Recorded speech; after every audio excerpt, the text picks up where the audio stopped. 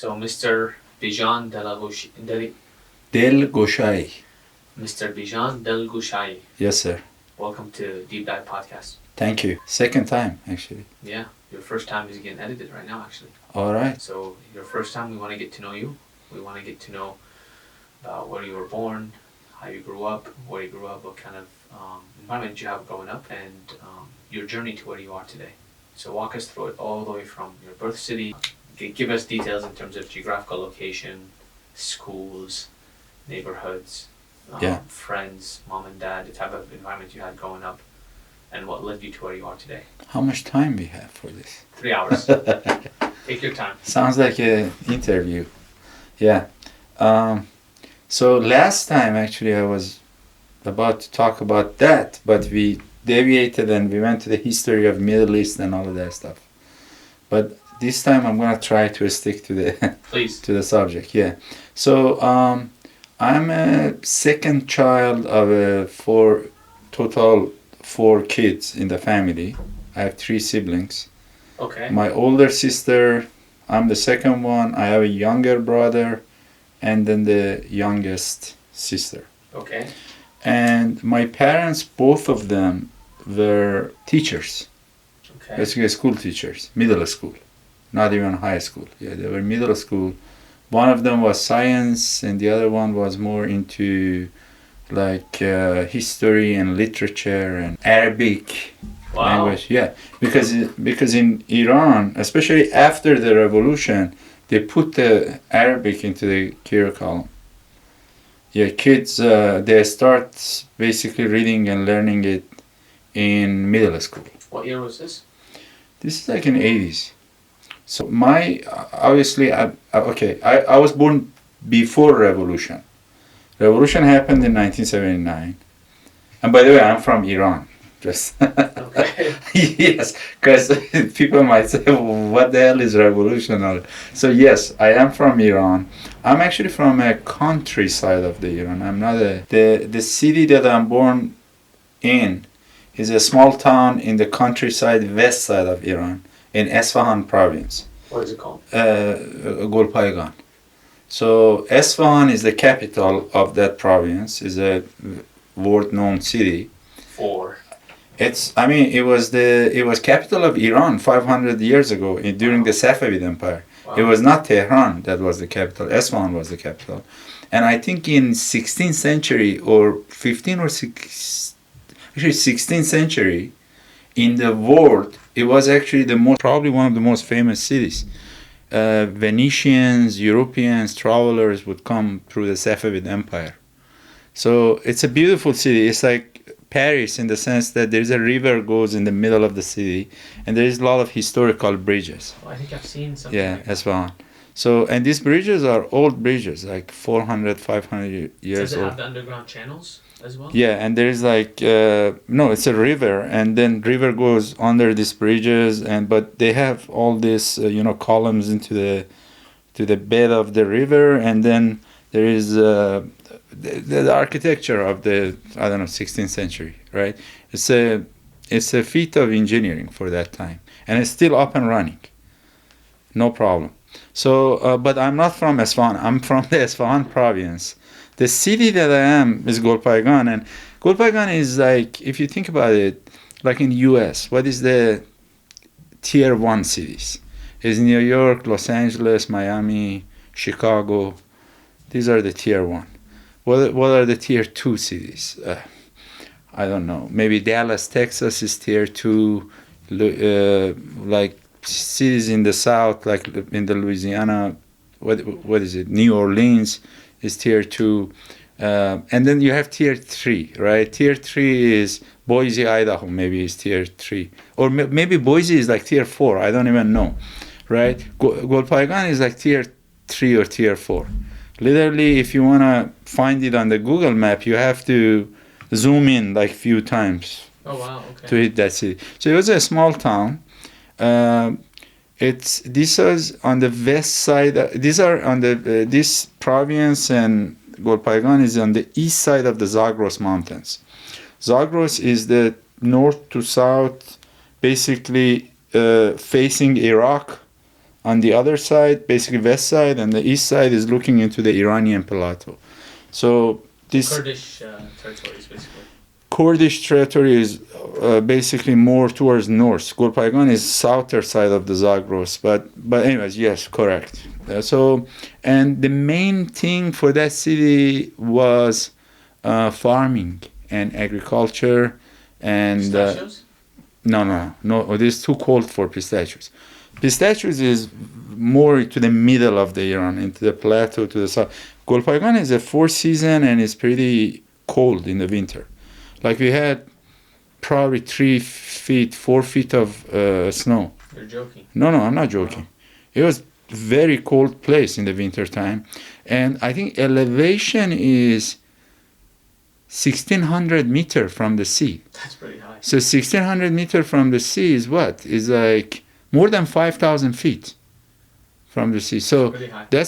we technically is, you can call it high desert, or it's not desert, but it's like it's a high elevation Large plateau. Valley. Yeah. Very large valley. Yeah. So my bring up is there. It's surrounded by the mountains. It's kind of a plateau between the mountains. It has a dam, which is very old dam, and recently they made it bigger. So plenty of water for farming and all of that stuff. And then dairy products. Like we grow up drinking milk and yogurt. And dur, yes, dur, and it was big, right? So What is dur? Dur is like a yogurt drink. Fermented yogurt, basically? It's not fermented. It's like with yogurt they make it, but it's a very ethnic thing. I never seen an American person that likes yogurt, like dur, because in America they put sweeteners in everything. Or even if you look at the Indian stuff like lassi or mango lassi, they are sweet. Dur is not sweet. It's like it has that sour taste of the yogurt. Or if yogurt is like a fresh yogurt, it's not still sour, like you said, fermented, right? So there is different taste to you, but there is not Iranian food. There is not much of a like spices in it. It's more in the Mediterranean thing. I think Arab food is way more spicy than Iranian. For sure, Pakistani and Indian food is like way more spicy than Iranian. Sure. We put herbs in the food, but it's not much of a let's add all the spices in there. Or Za'afran, Iranians put za'afran on everything, right? You also harvest it plant and harvest it. Correct, but not my side of the country. Za'afran is from the east side of the Iran, the border of Afghanistan, Khorasan province is that area. So my ancestors from both sides, as far as I know, they were farmers and ranchers and people who had cattle and sheep and horses and those type of things. So in my lineage, I don't know of anybody who was a merchant or city dweller or mullah, to say, like the religious leader or any of those things. This was like country people, truly. And landowners, farmers, and they were not poor. They were okay. They had their own land and their own livestock and all of that stuff, but that's what they did for generations and generations. And when I say mother side and father side, both sides. And obviously, in Iran in 20th century, what we know as the modern Iran, it happened, basically is created during the Pahlavi. So the father of this Shah, when he came and he toppled the Qajar dynasty, which was the 19th century, country basically got more westernized, and they built bridges and tunnels and universities and hospitals and sent people outside to get education. So country basically got modern, like even the way that Iranians dress and women had hijabs and stuff. Pahlavi, even forcefully, the first father said that no, let's get rid of this stuff. That happened in Iran in early 20th century. Now people debated, was it too fast? Was it not right or whatever. But that's not the subject of our discussion here. So Iranians basically during Pahlavi the son, especially the last king, Iran went from some poverty-stricken 19th century country to kind of a, you can say, modern, semi-modern, probably Middle East, very progressive country very quickly. Like if you look at the 50s, it's still, after the World War, I'm looking at it, World War II. Poverty is still there. Then you look at 60s, it's getting better. And then oil money, boom. In 70s, everything, like Iranians become rich. So it was very fast. Like it's like US after the World War II. People go from the poverty to the middle class in one generation. So wow. That's basically very what fast. Very fast, one generation. So in Iran also that happened. Was it the same revolution as the US, like the car revolution, the industrial revolution? I think it was two things. One, the guy on the top, the king, he was kind of like Swiss educated. He was not like an old school Iranian king. The man with the sword and, kings in Iran for 3,000 years was like that. This guy was educated. He really loved Iran. And he wanted the best of the things for that country. So they went with the projects, and then they got the oil money, and oil money helped them tremendously, right? To modernize very fast. Now, modernization was great, but obviously eventually ended up to the revolution because country at its core was still traditional. Wow. So the tradition could not keep up with the modernity. So it kind of broke the back of the... So he was ahead of his time, let's put it that way. But people like my parents, they didn't end up to be farmers. They got educated, they went to the school, they got education, and people just end up moving to the governmental jobs, to the university jobs, to the teaching jobs, to the industrial jobs, working in the factories, working in the government office, and those type of things. So my parents are the first generation non-farming people. They end up going to, like if I look at all of my uncles, brothers of my father, all of them are US educated, England educated, they went to Europe, but because of this, because basically the thing, hello girl. So my parents, my grandparents were farmers, barely had any ability to read and write. Just probably among all my grandparents, one of them could read and write. What year? We are looking at 1920s, Okay. 1920s, right? So that was pre-revolution. Oh, well, so Industrial revolution. Pre-Islamic revolution. So the hospitals, before the hospitals and all this Swiss educated. No. So Reza Shah, the father of the Shah, he became Shah in 1923, 1924. Okay. He basically took over with a coup in 1920. But for him to become Shah, it took another 3-4 years. So he became Shah in 1924. And he was the Shah king of Iran for 17 years. So when did you guys see changes in terms of... So this 17 years was like fundamental. He did a lot of basics that Iran didn't have. Even in the countryside? Everywhere. Yeah. Wow. But all the major roads and go to the north by the Caspian Sea, middle of Iran, railroad, universities, hospitals. He built all of that. Funded by oil money? No, it's still not much of oil money. That's an interesting thing. Limited oil money. And then the 1940, the World War II, he basically allied kind of with Germany. That was a funny part of the thing, that he allied with Germany. There is a story behind it, right? But basically Iran got occupied by the allied forces. Wow. They came in, they occupied, even though Iran officially didn't get involved in the war, in the World War II. So then they basically, when the war was ended, they put his son in place, which was Mohammad Reza Shah, the last king of Iran. And his reign was from 1941 all the way to 79. How many years is that?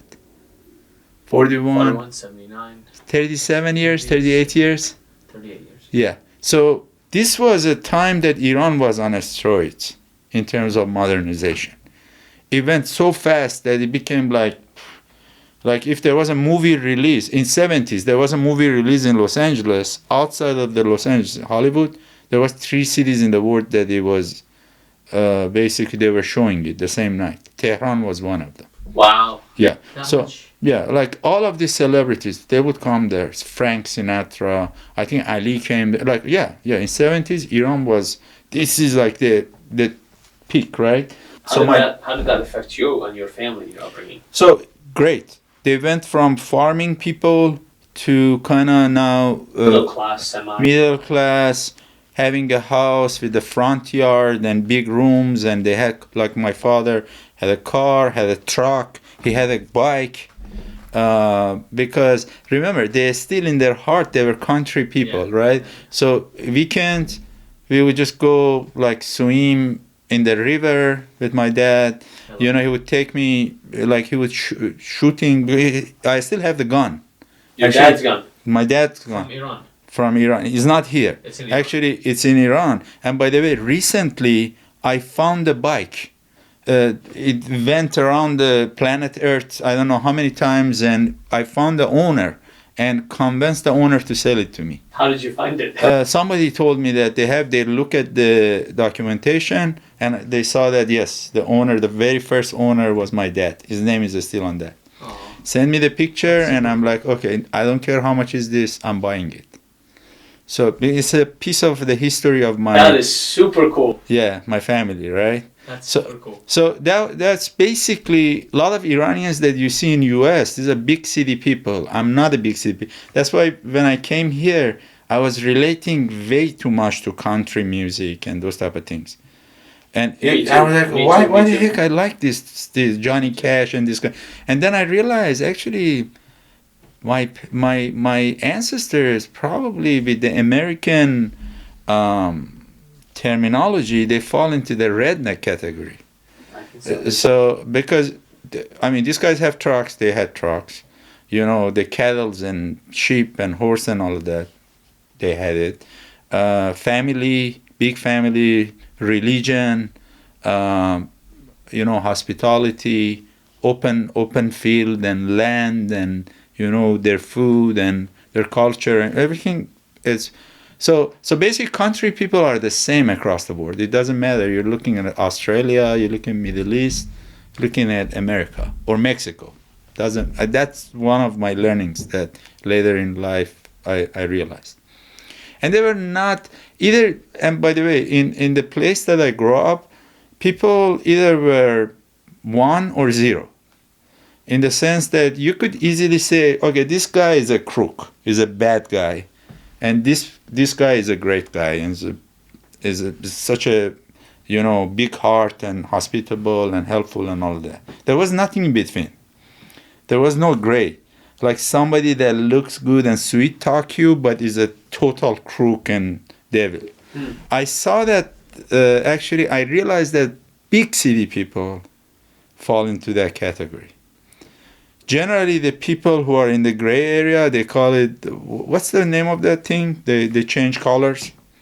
Oh, what are you talking about? The animal. Yeah. So in the small town, it was not it. It was very clear that who is who, right? Later, when I went to Tehran and I went to the university, I realized some of these people look really nice and educated and smart. Chameleon. Yeah, chameleon. Yeah, right. But at the same time, they are big time chameleons, right? There's something wrong with them. Now, I'm not here to obviously insult the big city people. There was a lot of amazing people in big city, and there are a lot of bad people also in big city. But there is a lot of people who switch back and forth in those borderlines. In the small towns, you don't see that much. That's basically my point. So anyways, I'm the second generation non-farmer after my parents. I was born in 70s, 1973. And 70s is like a heydays of Iran. Heydays. Like everybody's rich, everybody's happy. country is beautiful. All the people are buying cars and TVs and modern things and dishwashers and I don't know, clothes washing machines and all of that stuff. And they are kind of feeling the joys of the modernity. Mm-hmm. And so, very fun. And How old were you then?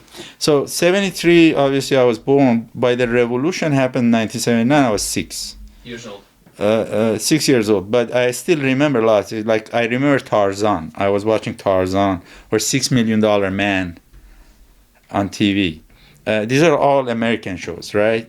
Or yeah, every night we would go out. My dad would drive around. We would go outside of our town, and he give the car to my mom, and my mom would just drive by herself because she was trying to learn driving for the license. And the way that what my dad would do it is like, okay, here is the car, just go, and we are here. And it was like a big fields and countryside of my town, and he just didn't care. Like, she's gonna go wreck the car, what's gonna happen? And we were like, he was just making fires and we throwing things in the fires, and we were waiting for mom. My mom would go drive around, and we would see her, stop, go, back up the car front, and then come back. So that's the way that she learned to drive, actually. Did he not worry about her driving by herself? No, she was on site. It was not like she's gonna go fall off some valley or mountain or something. So when you were doing all these things with the family, Mhm. And the revolution also took place, how did the revolution affect you? How did the revolution affect your lifestyle and your family? And how did it affect the schools? And what are the schools that you're going to? Yeah. Okay, this is a very good question. So this was such a happy time, 70s. The way that I remember it. The TV was happy. People were happy people. I'm sure they were also really more religious than now. They were very clean shaved and all of that, but religious had its own place. People all were respectful towards those things. As a kid, I don't remember much of it, but later when I looked at it, I believe that was the way, right? But they were doing their modern life, and they could see the path, right? Okay, this is the way. And money was not a thing for them because they knew it's there. They can always have a living in this country because there was oil money, and country was flushed in the oil money, and it getting industrialized very fast. So there was plenty of jobs, plenty of opportunities. It's like U.S. after World War II. That's exactly the way that Iran was at that time. But revolution happened. And okay, there's a lot of things about it. Obviously, I'm not going to talk about revolution because we're going to, again, divert into this history thing. But the change was massive, was imminent, right? So, for example, number one, this school that I was going, the elementary school, the name of the school was Kushesh in that town. Kushesh means effort in Persian. Kushesh. When you do kushesh, you are making an effort, or you're doing like you do kushesh to become a better wrestler, better athlete, better scientist. That's the name of the school was Kushesh. Such a beautiful thing, right? As soon as revolution happened, they started changing all the names to somebody who died during the revolution. Shahid this, Shahid that, And then Iran-Iraq war happened, so there was plenty of those shahids. Martyrs. Every martyrs, right? So every weekend there was boxes coming. So basically, you think it militarized the culture almost? I think heavily militarized. The other thing is that, remember, the problem of the modernity, one of the big problems of the modernity. It goes against conservatism. And in modern, when some country become modern, and the speed is high, basically there are people who win. What does that mean? People who get rich, and people get left behind. And there are a population of the people who feel that they are not winning. Yeah. So if that size of that population It's that large. thinks that they are not winning They'll blame gets the large, population. then they want disruption. Like Trump, why Trump wins? Because the size of that population is so large. People who want to win and want the American dream, but they see they don't get anywhere, and it gets bigger and bigger. So some populists like Trump can say, "Oh, your country is stolen. Everybody is, corrupt. The foreigners come here, do this or that," and people say, "Yeah, everything is getting more expensive. My life is not like before." So he's right. So Iran was the same way. That, I think, at the end, that was the root. I would say maybe one of the root of the revolution. And the other thing is that obviously Khomeini was saying, "Oh, this country is not independent. Americans are all over the place. This guy is a puppet. Islam is gonna, save you or free you from this slavery to the West. Islam is the best way to govern the country." And people are like, they were Muslims. They're like, "Oh, maybe he's right. There is no reason for this westernized," and they thought there is something wrong. But they didn't know anything was not wrong. Actually, everything was right. They just didn't get it. And then revolution made them to learn the hard way, basically. So names start changing, name of the streets, everything. And then remember, this revolution business model was based on marginalized people, the people who thought that we were losers when everybody else was getting rich. It gave those people power to go after the guys on the top. So if you had a big house in some very lucrative neighborhood of Tehran, now some kid from the villages has a gun with a beard and is a revolutionary part of this revolutionary movement, and they're going to come after you. They're going to take over your house. They're going to take over your property. They arrest people for no reason. "Oh, you're westernized, you're this, you're that." They killed a lot of people, And so everything, basically the impact was massive on a lot of people. For example, if you're not a non-religious person, or you are, like my parents, were teachers, right? Both of them were principals before the revolution. As soon as revolution happened, there was this like a more junior level people, they got power, and they're like, "Oh, these people are Shah supporters." So they created this thing, literally, they called Paksazi. Paksazi is such a messed up name. Paksazi means cleansing. So they say, "Oh, we're going to cleanse all the system." You're joking. No, I'm not joking. In Persian is Paksazi. It's basically everything is filthy and dirty. We're going to Paksazi. So they're going to lay off a bunch of people who they think they are not in line with the values of the revolution. And it happened all over the place. In the universities happened. They actually shut down their universities, like the way that it happened in China. Like communist Mao, they had cultural revolution. They literally called it cultural revolution in Iran. They said everything in these universities are westernized. This is not the education that we want. Islam has to be at the top and center. So we got to just shut it down, and we got to come back with a more Islamized. Why? Did they feel betrayed by something or someone? Was the West controlling Iran in any way, or the oil revenues, or anything of that sort? Look, the guy won, right? Khomeini won. He came in. I'm sure right now 99% of Iranian thinks that there was a conspiracy because he came from France. Yeah, he was in exile in Iraq. And then Saddam kicked him out. Yeah, but Saddam wanted to actually kill him. Shah didn't let him. He's like, no, don't do this thing. Just let him go. And then send him to France. Why France? I think this, that's another thing. Like Shah was sending all these students outside of the Iran. And they were becoming the biggest enemy for him. Wow. They would go outside. They were spending the government money in these schools, and they were protesting. They made like Islamic revolution, leftist movement, rightist movement, like all sort of different movements. And these people become the fuel, basically the engine of this revolution. Because mullahs were not the engine of the revolution in the sense you think. They used all these people. There was It's a very complex thing, but they used them, and when they won, then they got rid of all of them. There was massive like executions. There was civil war almost in Iran after the revolution, and they killed a bunch of those guys, and then they consolidate the whole thing. At the beginning, he's like, no, no, no. I mean, Mullah is not gonna run the country. We're not gonna do that. Akhunds or Khomeini, his thing. We're gonna just free you guys from this corrupt system.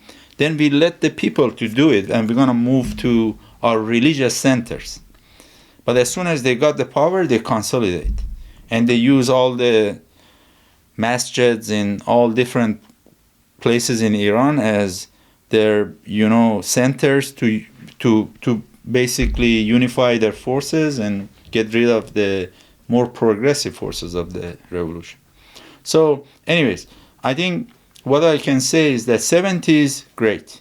As soon as revolution happened, 80s, probably the worst decade of Iran in the 20th century. What level of schooling were you getting during that revolution? I was at the beginning of the elementary school, right? I'm 6 years old. I'm grade 1 when it happened. So rest of it is after the revolution. So I remember our school changed name from Kushesh to Shahid Ahmadi. Martyr Ahmadi. Overnight. They changed it. How did that affect everyone? And what did they say? What did they give? Like, what announcement did they make? It took about 1 year before they changed everything. Like, for example, even wearing jeans was not okay. You would get arrested if you're wearing jeans. Women, they forced the hijab on women. And men can't wear jeans. Yeah. What's the reasoning? It's everything westernized, they banned it. Why? That was the whole premise of them, right? They were Taliban before there was Taliban. Okay. Now that's Khomeini basically invented the political religion. But he was living in the West. No. He was in Iran. He was a mullah, conservative mullah in Iran. They exiled him there, and he was not like interacting with the Western values. He was sitting, most of his exile, he was in Iraq, in Najaf, I think. And then they sent him to, a couple of years, towards the end, they sent him to Paris, somewhere near Paris. It's not like he was going out and studying the roots of the French Revolution and industrialization of the Europe, and none of that stuff, right?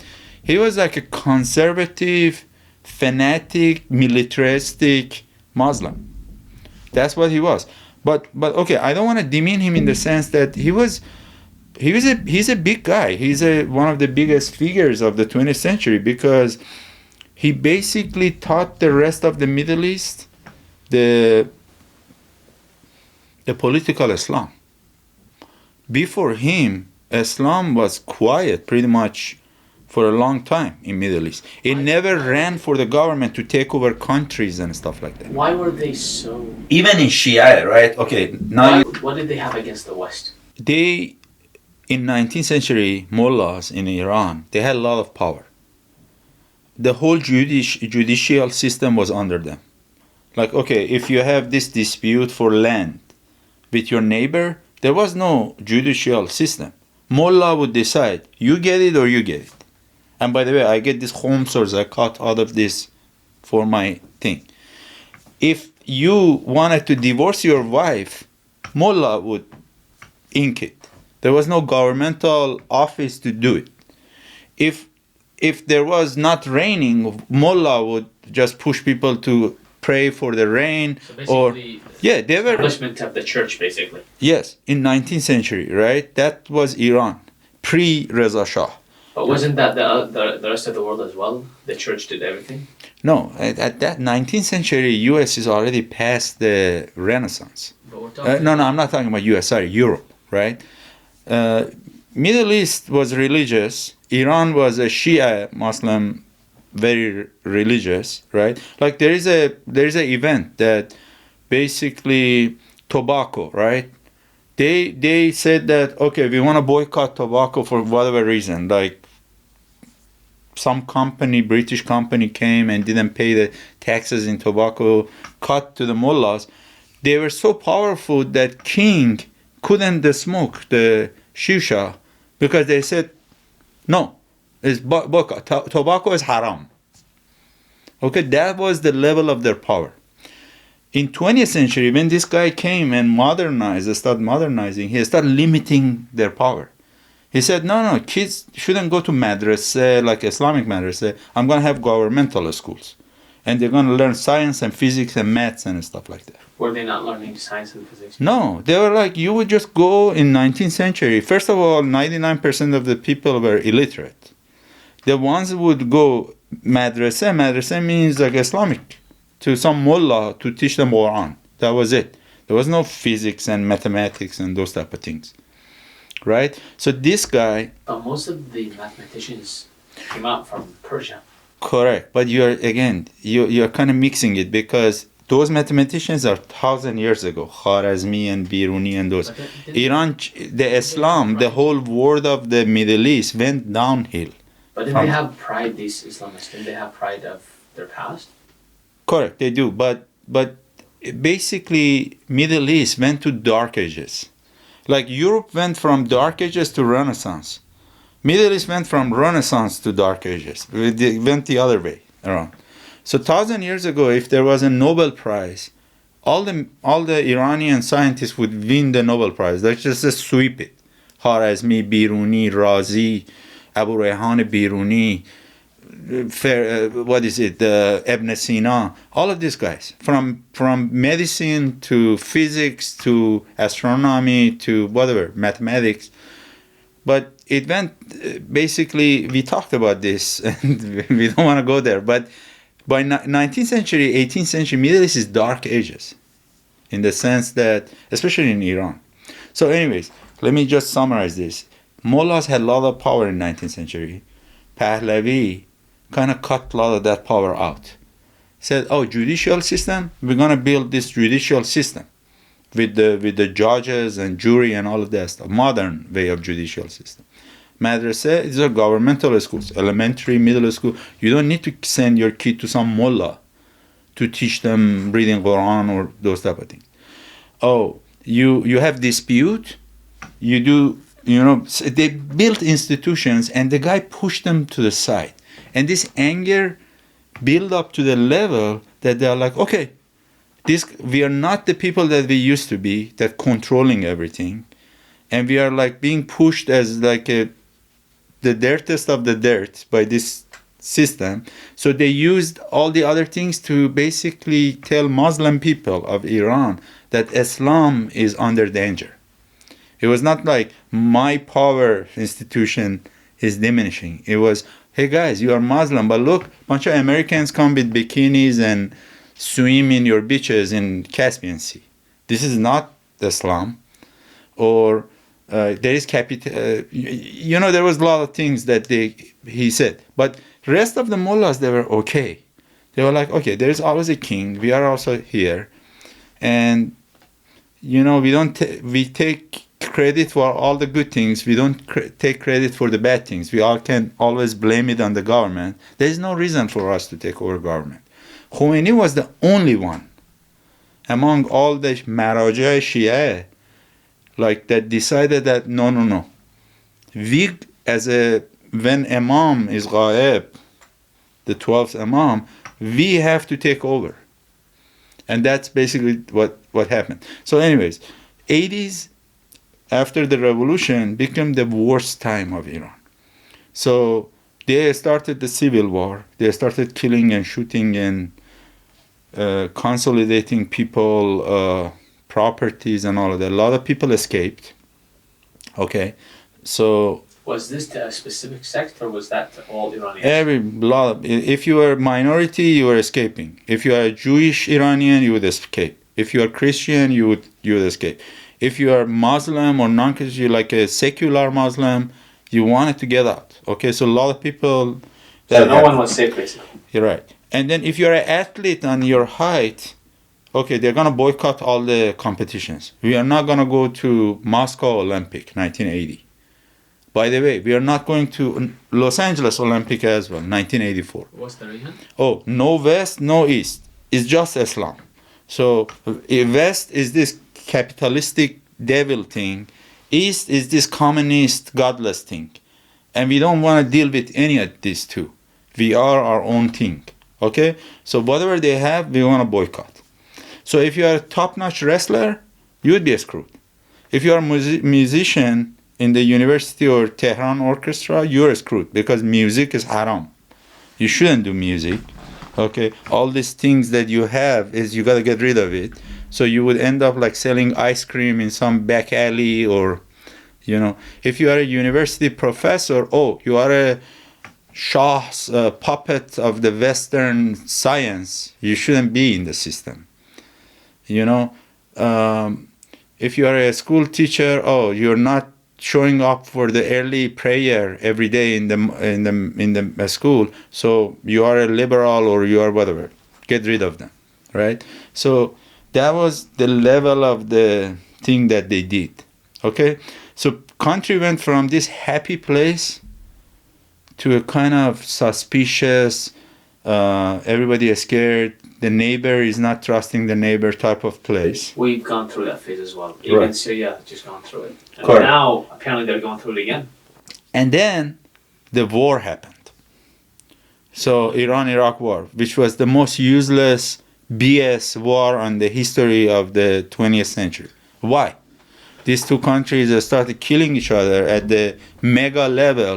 For what? There was everything. The stories was horrific. Tell Like us the story there was of the kids. landmines, Tell me the story the of little kids. So stories of the war, Iran-Iraq war, was horrific. Basically, on Iran side, they basically kind of send everybody. Like if you are a kid in the middle school, you could just show up and start signing up, and they wouldn't ask for your age. You're like, how old are you? You're like 19, and you're 12. Okay, go. You know, they would just put them in the buses and take them to some training, and they would go. And a lot of youth. Iraq was more organized. Iraq had an army, it was more organized, Baas Party, all of that stuff, right? Iran, these guys killed all the military people at the beginning of the revolution. All the brains. Yeah, okay, if you are a fighter jet, pilot, or you are a 5-star general, they either killed you or escaped the country. So when Saddam attacked Iran, Iran was like a backward village country. They have the guns, but They don't know how to use it. yeah. So they basically, everything was ad hoc. Rally the people to fight like World War I trenches type of warfare. So basically, there was Iraq filled up certain areas with landmines, and to not lose fighting soldiers, Iran would send kids to run over these mines, so it blows out. To open the pass for the but look, these guys, the Iranians actually, this war actually saved Khomeini because there was civil war. As soon as war started, Iranians forgot about civil war. They become nationalized and they're like, okay, somebody wants to take over Khuzestan or I don't know, South Iran, we're gonna go fight. Iranians are They nationalistic. rallied towards one purpose. Yeah, so that way Iran became like, okay, these guys are okay, this is great. You know, everybody go fight with Saddam, right? And those people were brave people. They were, because Iraqis actually captured southwest of Iran. They went very close to even Ahvaz, which was the center of the Khuzestan, but they stopped them and they pushed them back.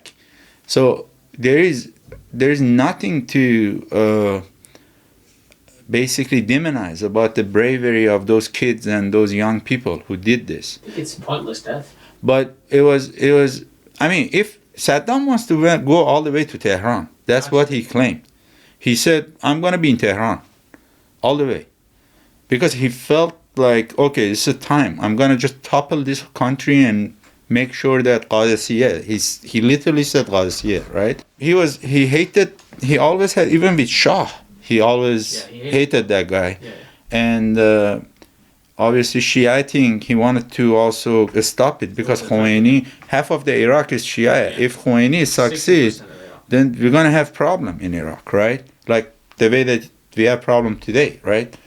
So anyways, this, in my childhood, basically my teenage years happened to be in the 80s. And I went to elementary school, middle school, and high school during the 80s.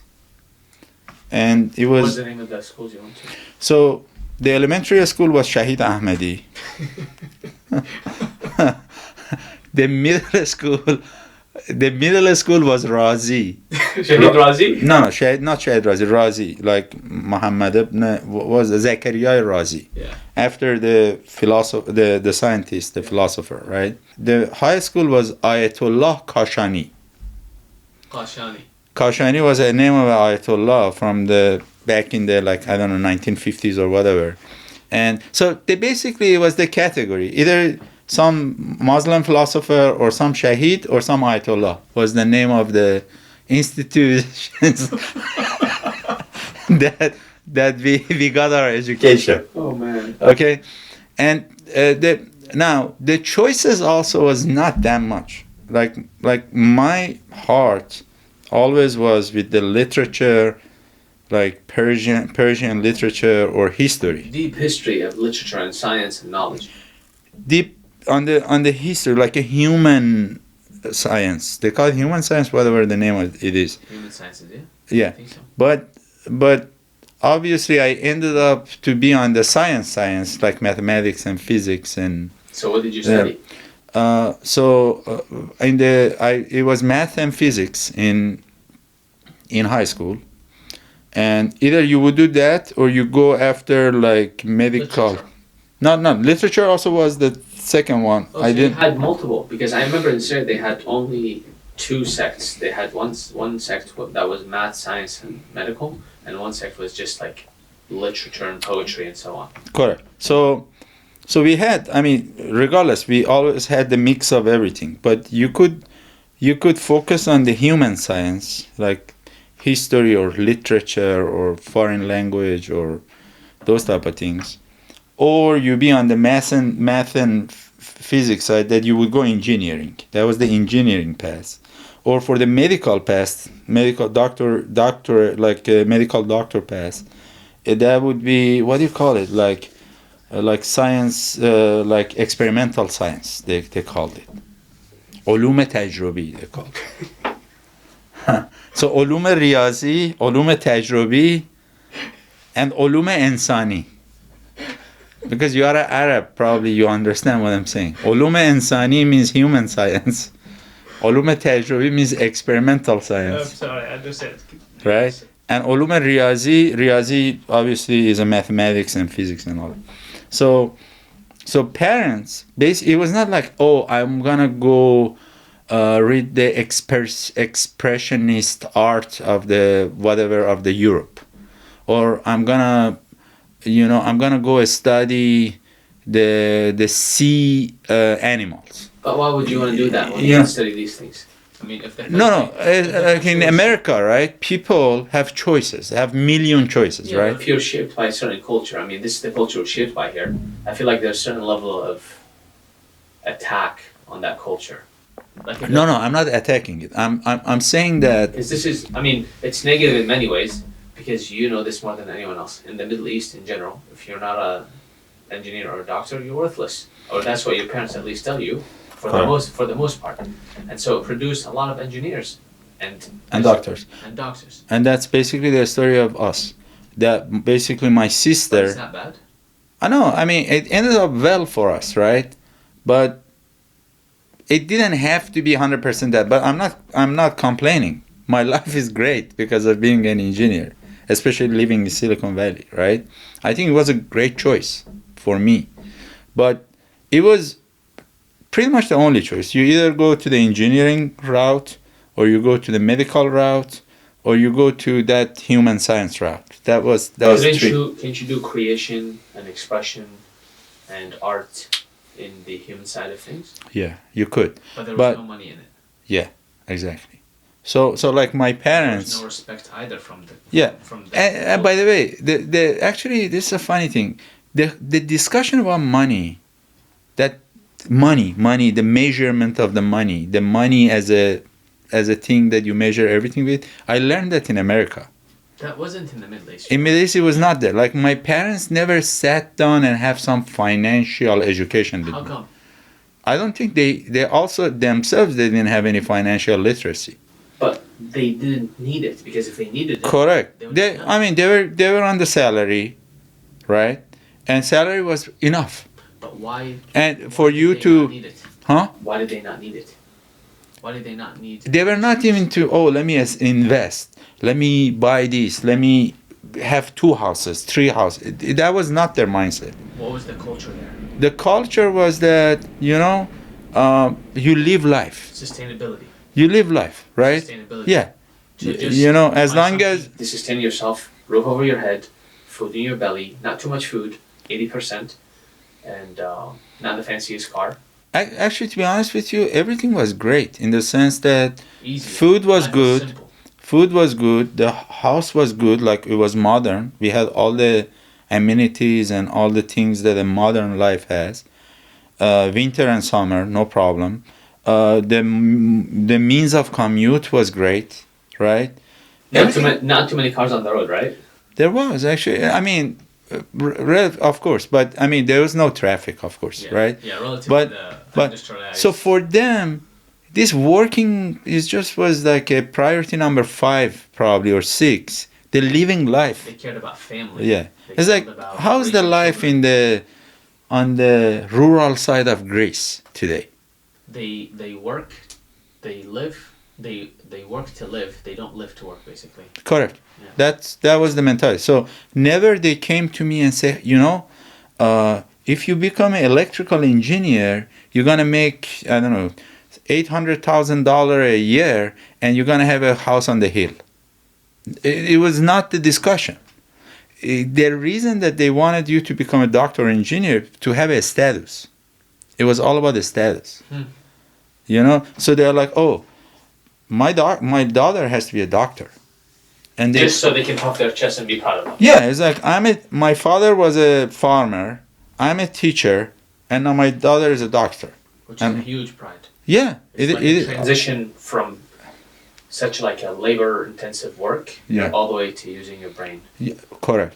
So that was their thing. It was not about if you become a dentist, you make $100,000 more than if you become, I don't know, children doctor or something like that. It was not the case.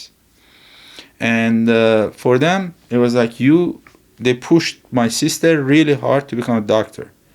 And she went and she became a doctor, and it was a miserable life for her. For 10 years, a struggle in the medical school. And yes, she's a specialist, and she's a big doctor in Germany now. And What's her name? Let's give her a shout out. yeah, Manije Delgoshaei, my sister, right? One more time, sorry. So Yeah. I'm Bizhan. Yeah, but you're. My sister is Manije. Can you say it slowly, because your language is too? It's not. Manije is MANIJEH. Manije. Now you don't know this, but if you are an Iranian, you would quickly know Manije and Bizhan, because this is like Persian names. Manije? Manije. So like historical names. What does it mean?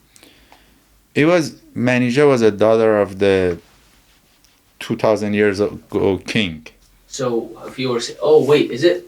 Shahnameh these are Shahnameh names. I know what you're talking Right. about. I think. These are not Islamic names. Yeah. I have Right. So so in those countries generally is that all the pressure goes to the first child, all the attention and pressure. Yeah. He's Then because he leads the way for everyone. Then else. it kind of dilutes to when you go to the second child, it becomes less. So they told me, okay, whatever, you can become an engineer, no problem. Doctor. Yeah. And then by the time they got to the third and fourth, they were like exhausted. They're like, whatever the heck you want to be, go ahead. Yeah. I don't care. Yeah. I have my doctor. I have this. You guys decide. So generally, that's why the children toward the end they are more normal mentally. And the first kid takes the brunt. Yes. The first kid burns out usually. Correct. Okay. So what university did you go to? Did you go to university in Tehran? okay. So I gotta say this. All the way to the end of the high school, I was in Golpaigan.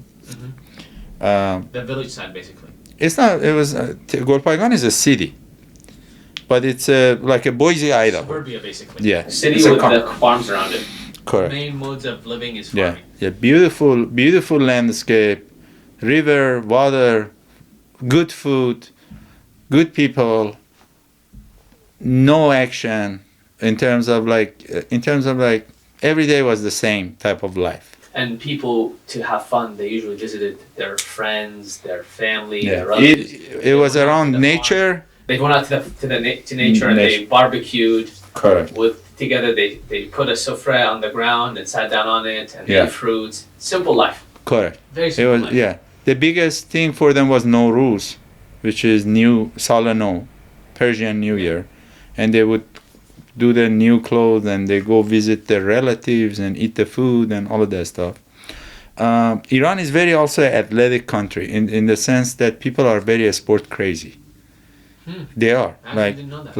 like two teams in Tehran they play 100,000 people go to a stadium. Wow. So in my city Golpaygon, we played like hardcore volleyball.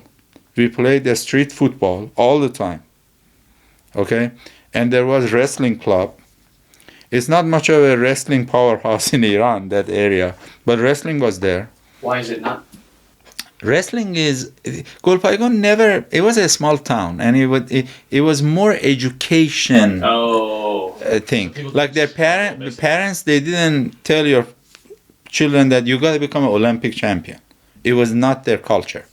Their culture was you get an education, you become a dentist, you become a doctor. You know, they didn't value too much being a top-notch athlete. It was not part of it. The other sides of Iran, there's more, like north side or more to the mountain side of the Kurdistan or east side and Golpaygon. But still, a sport was very popular, all sorts of different sports. So swimming, there was no pools, but we would go swim in the river. Summertime, swimming in the river. Okay. Do you have memories swimming in the rivers in Iran? Of course. Every summer day, my dad wouldn't go to sleep. He would, in those countries, they do siesta, right? Yeah. They take a nap 2 hours after lunch. Why? It's the culture. You eat, you sleep. But why? I traced it to a simple reason. I think it's good for you to sleep at lunchtime. I don't know about Iran, but I think in the rest of at least the Gulf countries, I would say, even I think the Levant countries as well, it is so hot midday. Europeans are the same. The Mediterranean, Really? of course. They take a nap during the day. The Spain and Italy and Greece, they take a nap after lunch. Yeah. Wow. Yeah, sure. Siesta. That's very interesting, actually. Yeah. So, yeah, but my father didn't take a siesta. So it doesn't have to do with the heat? I think summertime is probably, but I'm sure they would take a siesta at the winter It's time. lifestyle. And, Yeah. Okay. Life was slow. It was not like you have a deadline and you have a presentation by 2 p.m. and after that there is an executive meeting.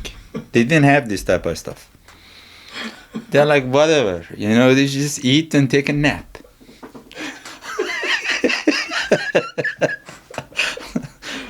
So, like, the report has to go up to Mr.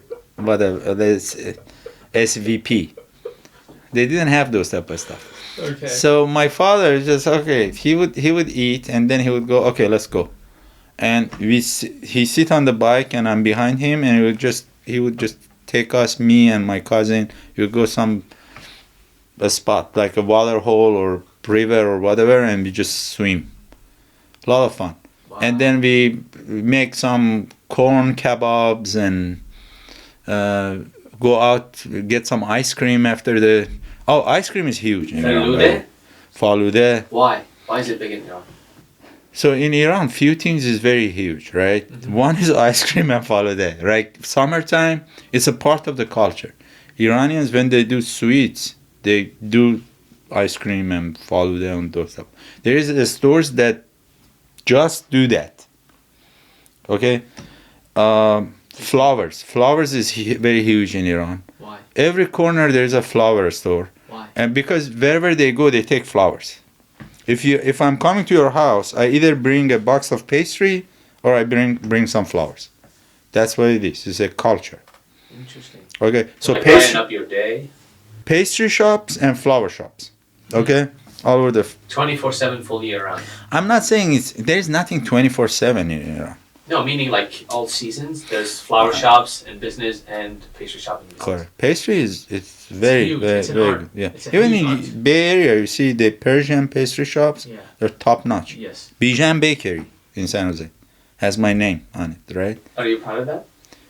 Sure. Why not? I mean, it's a very good bakery. What if right? what if someone says? And by the way, there are better bakeries than Bizhan too. I'm sure. Yeah. But they don't have that name. They have other names. Yeah. Arya. Yeah. Arya. Arya Bakery. Yeah. Yeah. So pastry shops, ice cream in the summertime, flower shops, juice, the fruit juice.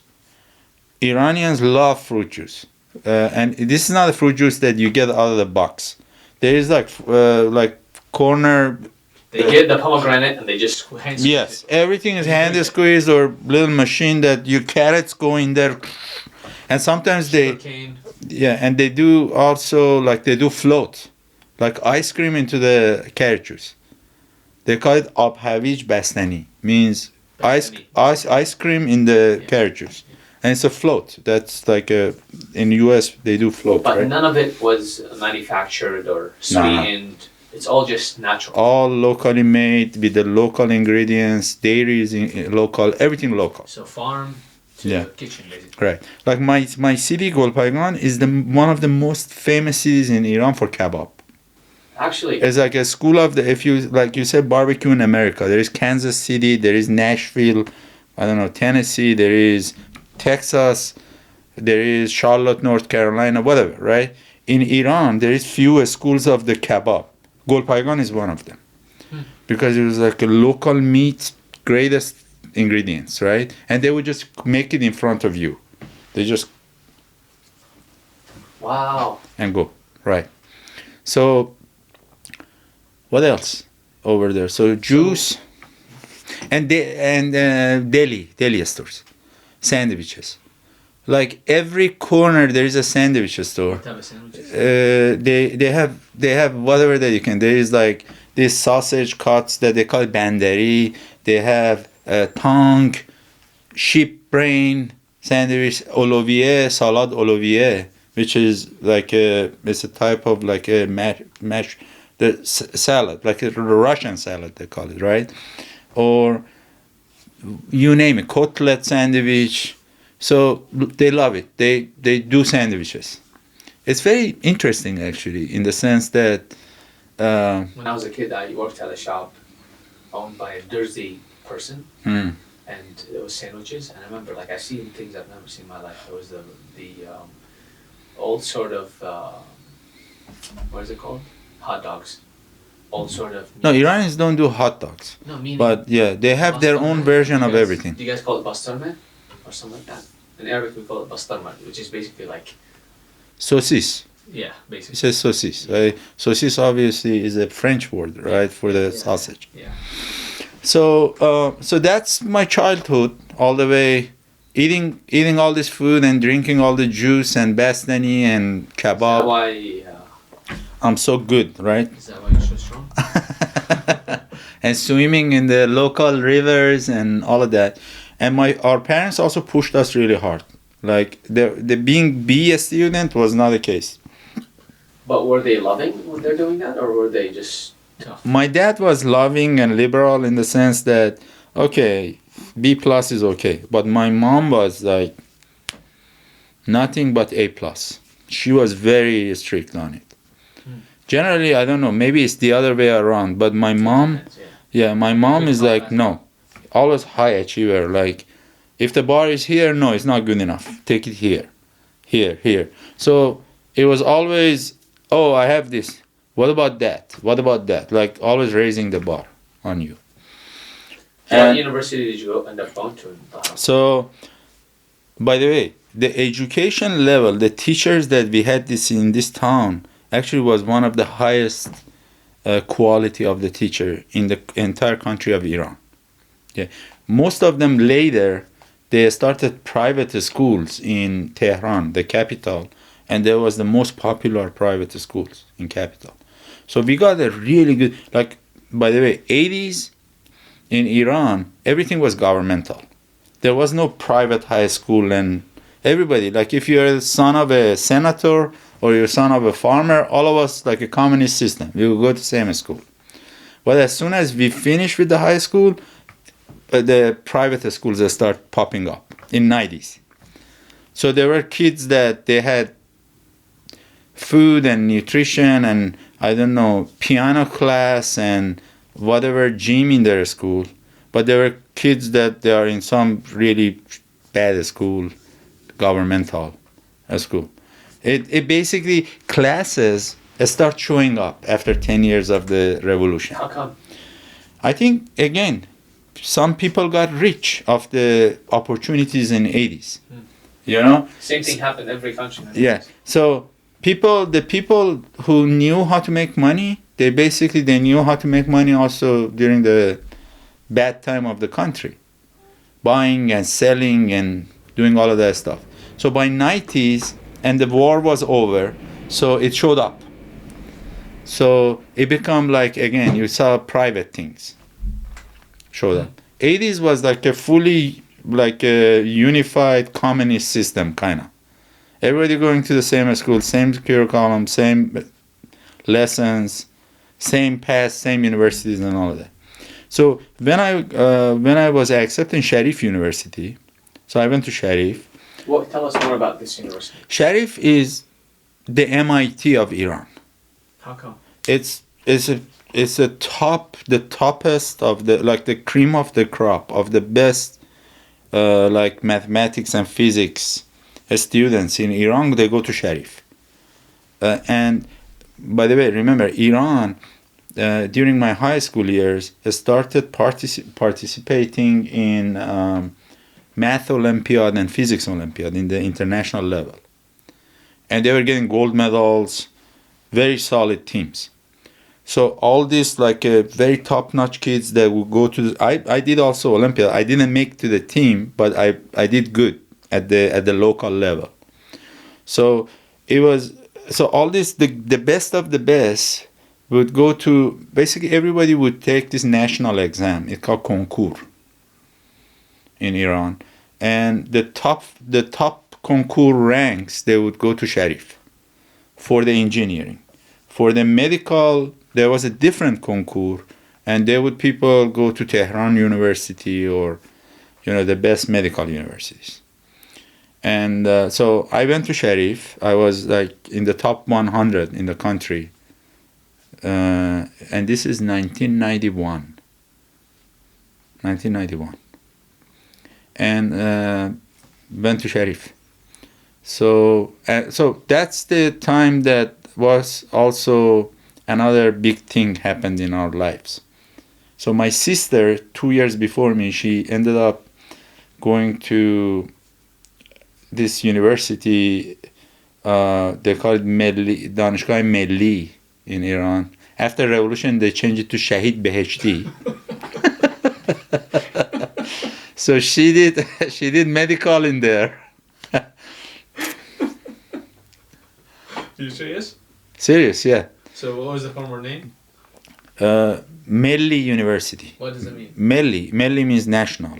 Like Danishgah Milli. Danishgah means university. Milli means national. And then it became? And it became Shahid Beheshti University. Okay. Beheshti was this mullah that he got blown off in 80s during that civil war thing that happened in Iran. I think he was prime minister or parliament speaker or something. Yeah. But anyways, so she went there. Then I got accepted to Sharif University. Both of these universities are in Tehran, which is capital. So my family decided to move to Tehran. Wow. Yeah. Very odd. You can say. To leave their... Yeah. So they leave their small town paradise that they had, and they decided to go to big city to basically be close to their older children. So my two younger siblings, they ended up going to their schools, middle school and high school in Tehran. While I was in the Sharif University, I started my engineering school, and my sister was doing the medical. And it was a big change, very big change. It's like you from some little town in Missouri or Louisiana or Alabama or Ohio, I don't know, you move to New York. Big change. Big change, right? And it was not easy for them because my father was somebody in his town. Everybody knew him. Now he's nobody in Tehran. Yes, now he's nobody. I mean, he's not living in the big house anymore. He's in this apartment. It's a nice apartment, 3-bedroom, 4-bedroom apartment, but still it's an apartment. There is no front yard. There is no backyard. He doesn't have. Movement. Yeah. So it really was not easy for him, especially to live in Tehran. And his health, he had some chronic health issues with the heart and all of that. It started kind of showing up in that decade that we moved to Tehran, and it was stressful for both of them. My mom too, the complexities of the big city. So I think one pivotal thing for me. All right. Sorry, go ahead. What is the name of the cat? Cuckoo. Cuckoo. Hello, Cuckoo. She knows her name. Of course. As soon as I said Cuckoo, she looked at me. Yeah, this... Beautiful ocean blue eyes, huh? Yeah. Go. My God. Go say hi. Cuckoo, come here, Baba.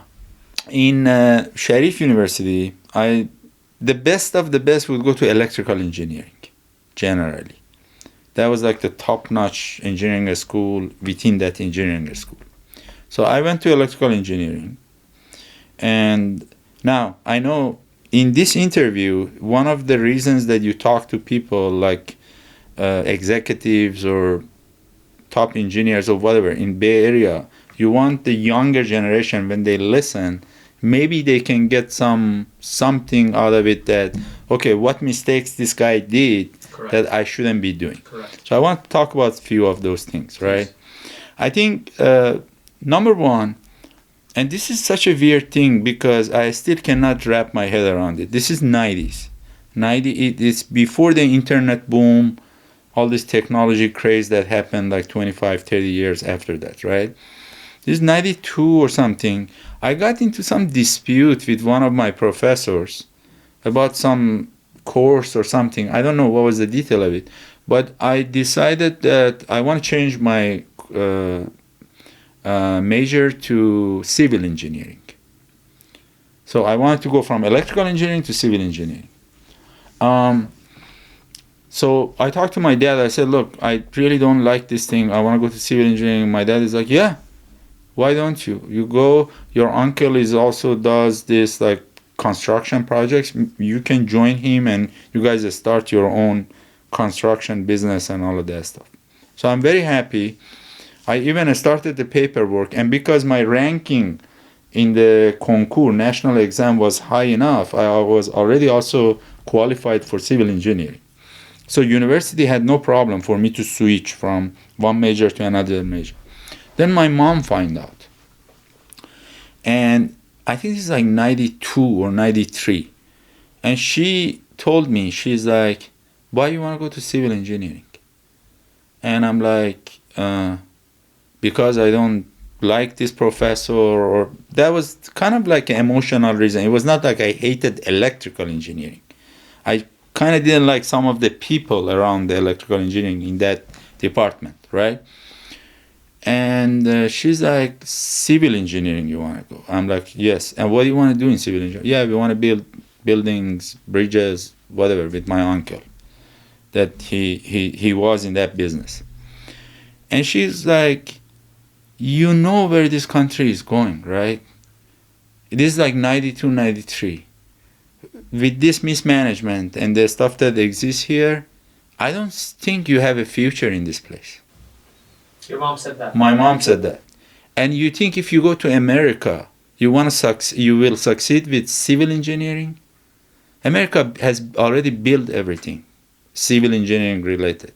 So the dream for everyone in Iran, or for mostly people who are successful or who are top of their field, to reach America. Or to No. reach. At that time, it was not. Actually, maybe in my class of Sharif University, if it was like 70 people, 80 people, the whole electrical engineering, maybe 3, 4, or 5 people were working on going to other countries. Wow. Still, it was not in the mass migration type. Today, everybody wants to leave. You go to Sharif, you already know what universities you are applying, when you are taking TOEFL, when you're taking GRE, what embassy you have to go to apply for a visa, all of that stuff. Okay, at that time, no.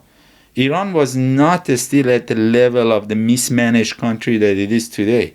So still there was hope that, okay, I'm going to live in this country, I'm going to have my family, make a living and all that. People were not thinking about living at that time. Even though it was 80s was very bad, they went through war and all of that. But it was not like an entire nation is thinking about living, or a lot of people, especially in the universities. So she said that you're not going to stay here. You will leave and you're going to go to America. Your mom said that? My mom said that. And she's like a small town woman. She's not from some upper class, connected, or people are going to America every day. And she... They always said about, I think this is common, and correct me, or tell me if you don't agree with this. They say people that come from the village side or from the desert side, or people who are not educated, they have foresight. So, okay, but don't get me wrong. First of all, we are not coming from village. This is like a town. It's a city, Golpaigan, right? Secondly, my mom had a bachelor. Wow. Yeah, okay. She is a bachelor, educated. She was a principal in a school before the revolution, all that stuff. And education was big in my town. I told you, Golpaigan was big on education. So, but the vision before all this internet revolution, transistor revolution, semiconductor revolution, Bitcoin revolution, AI revolution, none of this revolution was there. There was just, okay, Intel makes CPUs and there is some computers. There was not even laptops back then, Wow. And she's like, you're going to go to America, and if you want to be successful, you want to do something around technology, computer technology.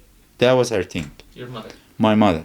So don't waste your time in civil engineering. That's basically what she said. Now, obviously, there is no disrespect to civil engineering. There is people who are great in civil engineering and doing it. But I know my friends that came here and civil engineering didn't work for them. It was tough to, if you are a machine learning engineer compared to some like a structural architect, that is like 3 times bigger income in Silicon Valley. But she at that time told me that don't change electrical engineering. Stay in where you are. This is one of the mysteries I still cannot solve it. And I'm asking her, she's, God bless her, she's still alive, right?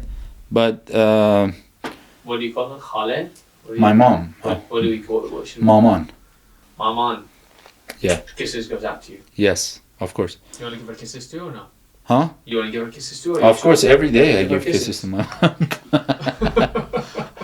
Maman June, we say. June means... Yeah, hearts, like life. Right, so that was one. Second thing was that when I went to university, Sharif University, I thought, okay, I hit the promised land. I'm on top of the mountain. I'm in the Sharif University, best of the best, okay?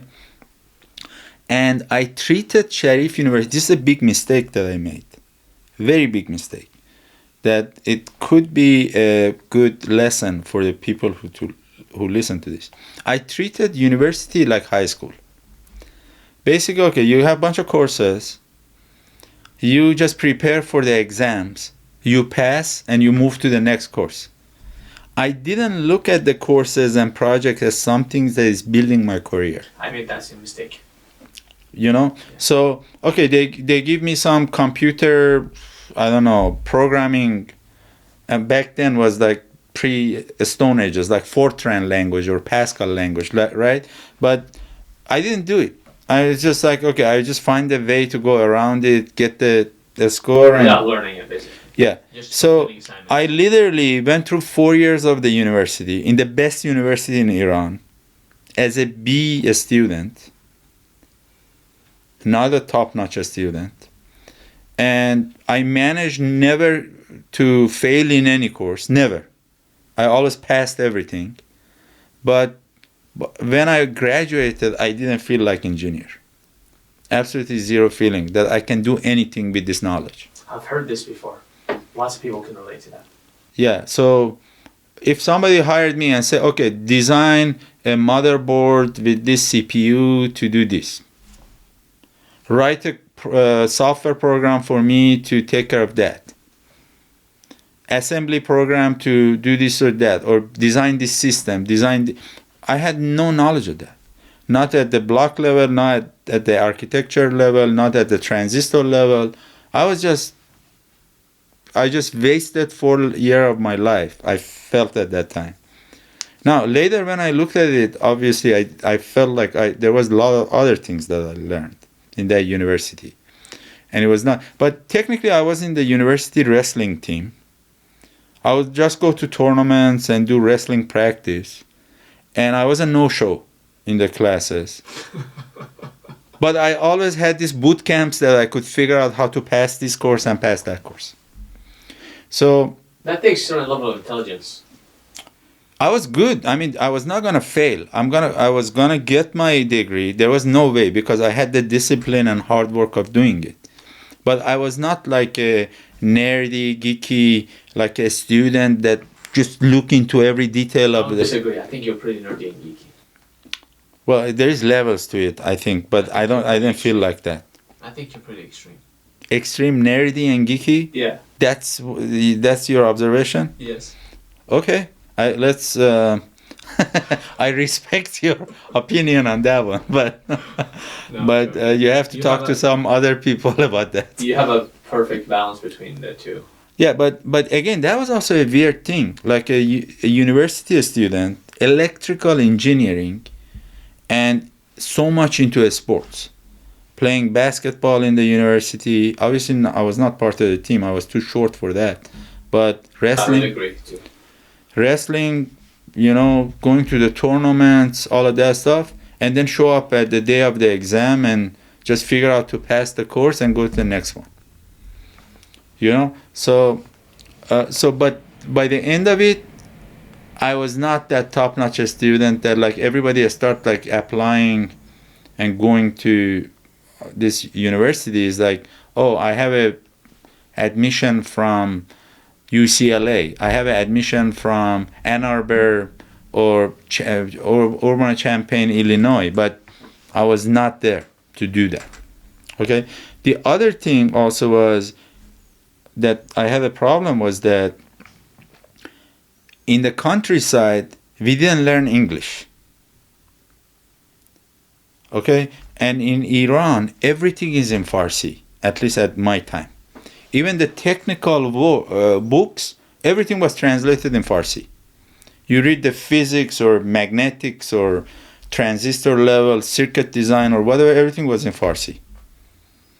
And people who grow up in the big city, they were good in English. I was coming from the countryside, we didn't learn English. So by the age of 24, I literally could not say one sentence in English. Like if you talk to me, I'm like I was just looking at you. Probably was at the level of yes or no, that's it. Is not even basic English. So that's another thing. I went through the whole bachelor degree, reading a bunch of technical Farsi books, and I didn't really master any of them. And I also was not knowing this international language to get the admission from outside and all of that stuff. Okay? But I was in Sharif University, the best university. So the moral of the story is that you can be in the best place, but if you don't make a best use of it, then it doesn't matter. Like, okay, you can live in Silicon Valley. Everything happens here. But it can go pass by you, you don't even notice, right?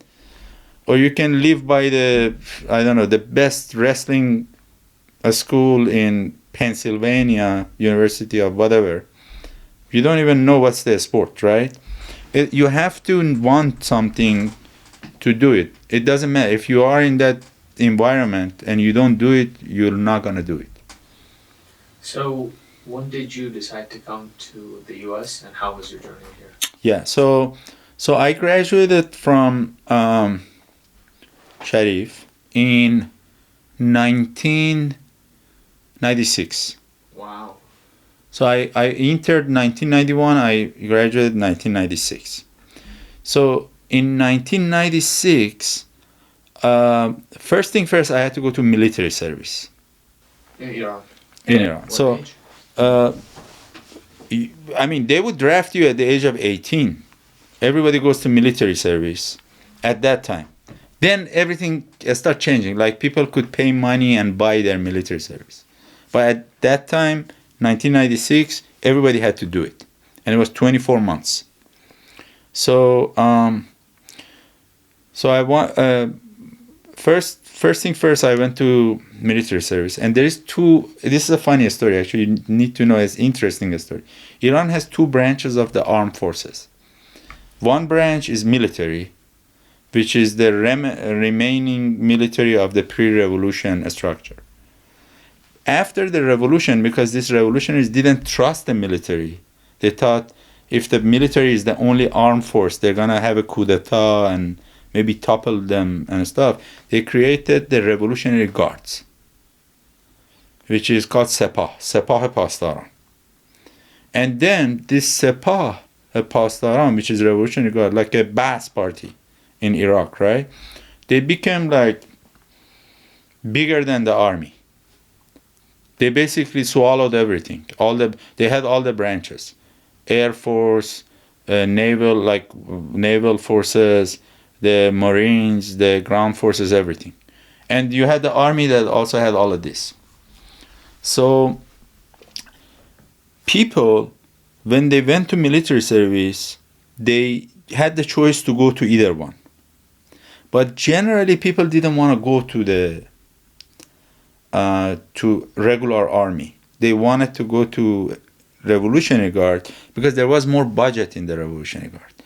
Their budget was more. The food was better.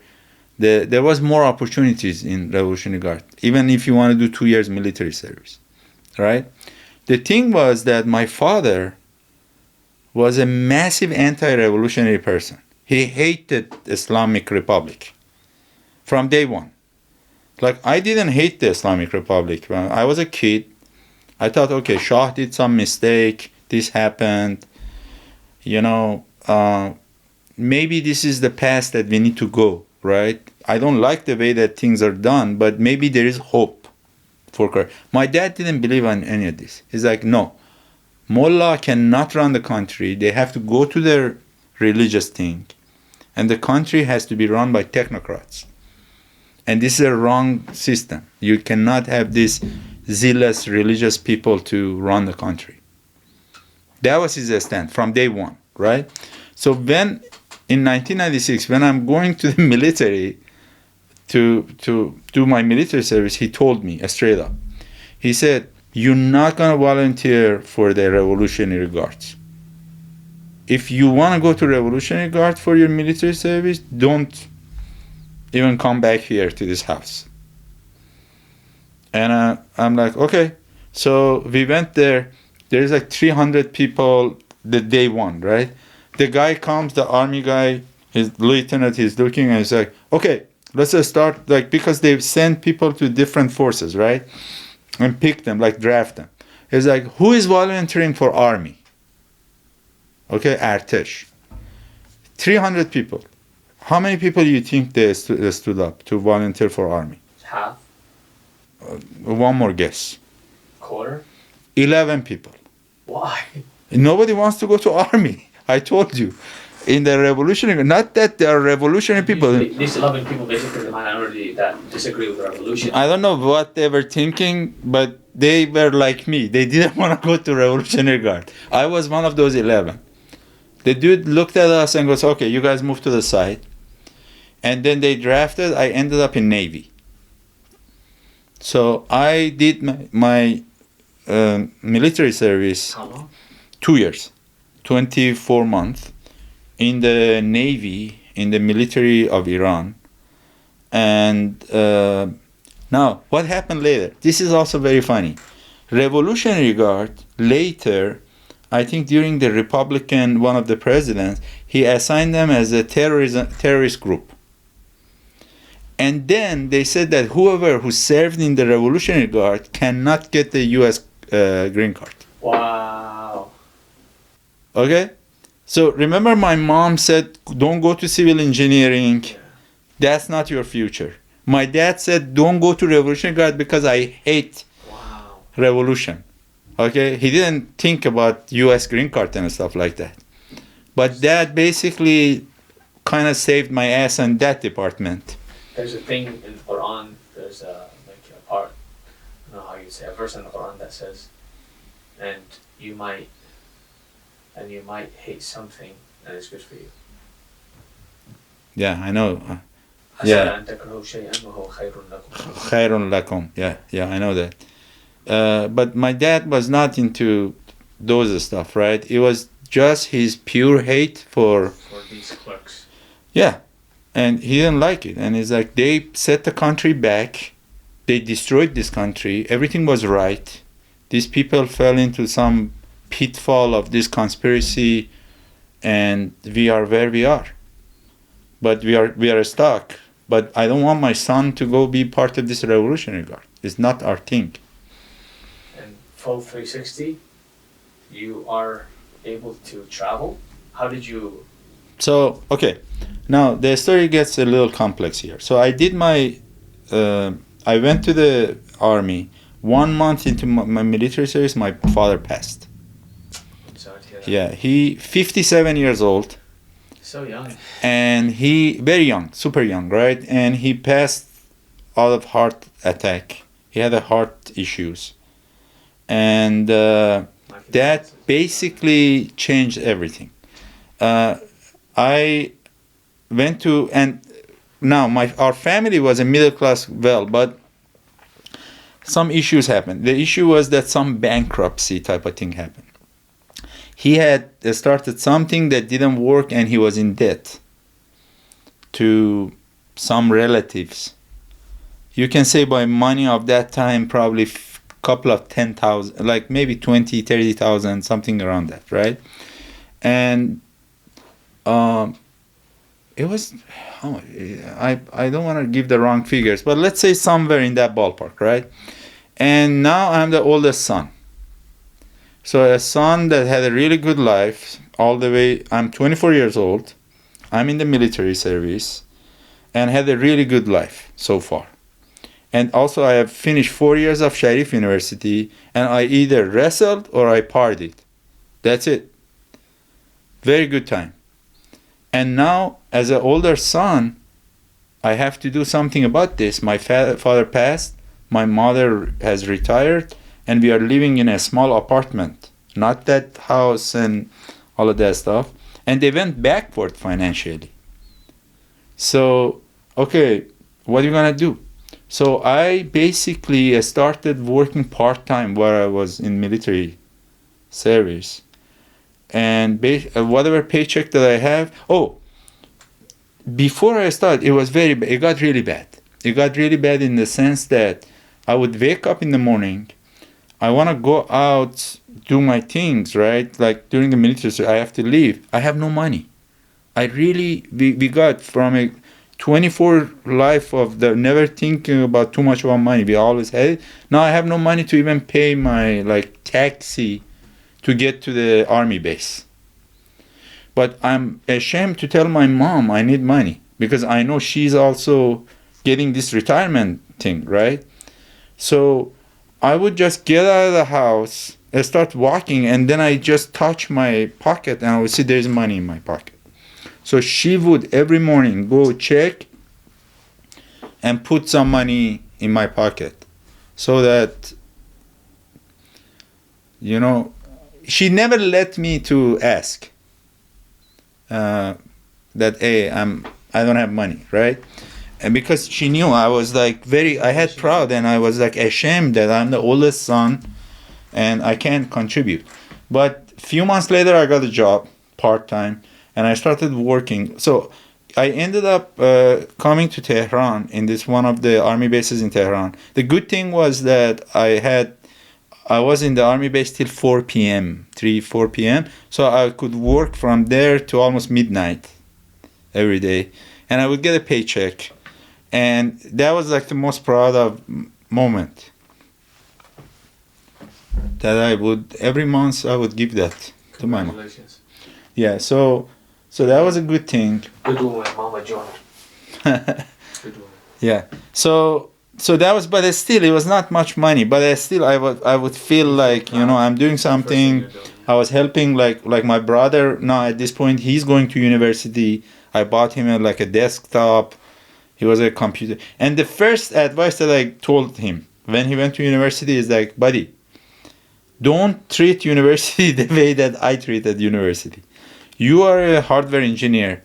You have to be a hardware engineer when you come out of this university. So you gotta do all your projects. You gotta do all your software, hardware, I don't know, FPGA, microprocessor, digital, analog. Take it seriously. Do not treat it like a high school. And he took it in heart. And I basically provided all the things that he needed for him, right? So now the project of going to at this time I'm thinking, okay, I gotta go. I need to go to America. Now I'm thinking about it seriously, but I cannot, obviously, because first of all I have to finish the military service.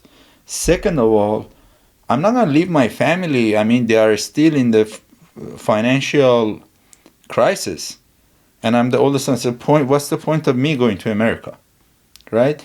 So I started working.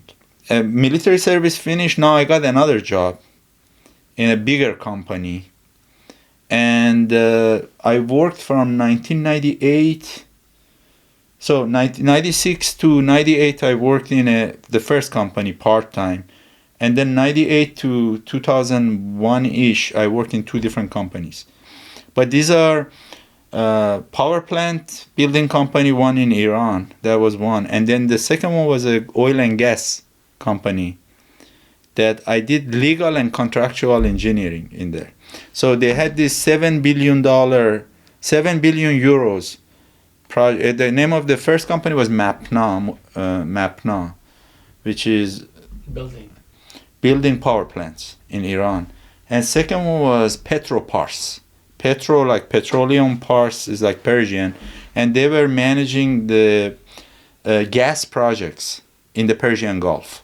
There is this reservoir between Iran and Qatar that Qataris are like drilling it since 80s. Yeah. Now Iran wanted to get on it. So I was in that company that wanted to start a drilling project there. And so I was going to Dubai. I was discussing about the contract, the turnkey contracts, a lot of things I learned there. It was nothing electrical engineering. And 2001, I made enough money that I paid off all those debts. They bought a new apartment. Now they are in a better place. My parents, like my father passed, obviously. We moved to a better place. And my brother graduated. My sister finished the medical school, the older sister. So it's more established now. Right. Everyone established, there's more stability. Correct. And also I kind of basically from the money that I made, I paid all those debts that they had in 1996. It took a few years, but I made enough money to pay that and also save some money. And also help my family in the sense, right? So I applied. For admission. And oh, by the way, now my English is also good because I worked in these companies. They were kind of having international projects and I'm talking to different people from different nationalities. And I took the TOEFL, I don't know, that was an old system. I got a good score in TOEFL and then I applied. I applied to 4 universities. USC in Los Angeles. Tehran, you mean? Tehran. You saw that thing, right? Yeah. So it was Northwestern or Northeastern University, Washington University, George Washington University, and some fourth university, I don't remember. And I got admission from two. One was USC and was the other one, George Washington. None of them gave me fund. Because remember, I was a B student in Sharif. So they saw my transcript, they're like, okay, Sharif University, good, but this dude is not like a scholarship material. He doesn't have much of a like a credential, great credentials. So we can give him a admission, but let's just stop there, right? For masters. So I was working in that company in Dubai. You know, there's no American embassy in Iran. That's another thing. After the revolution, they shut down American embassy.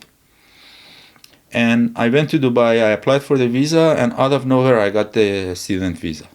Wow, congrats. And I basically, congrats is like 25 years ago, right? So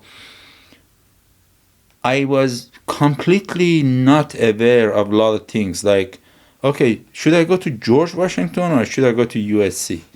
And then I'm looking at, oh, USC is in Los Angeles. Like, there is this paper came, oh, congratulations. They would literally send you the paper letter. And it was this thick paper, very nicely thing. I opened it, my hair just stood up. Like, somebody from Los Angeles wrote me a letter, I'm in Tehran. And I got admission, congratulations. Right?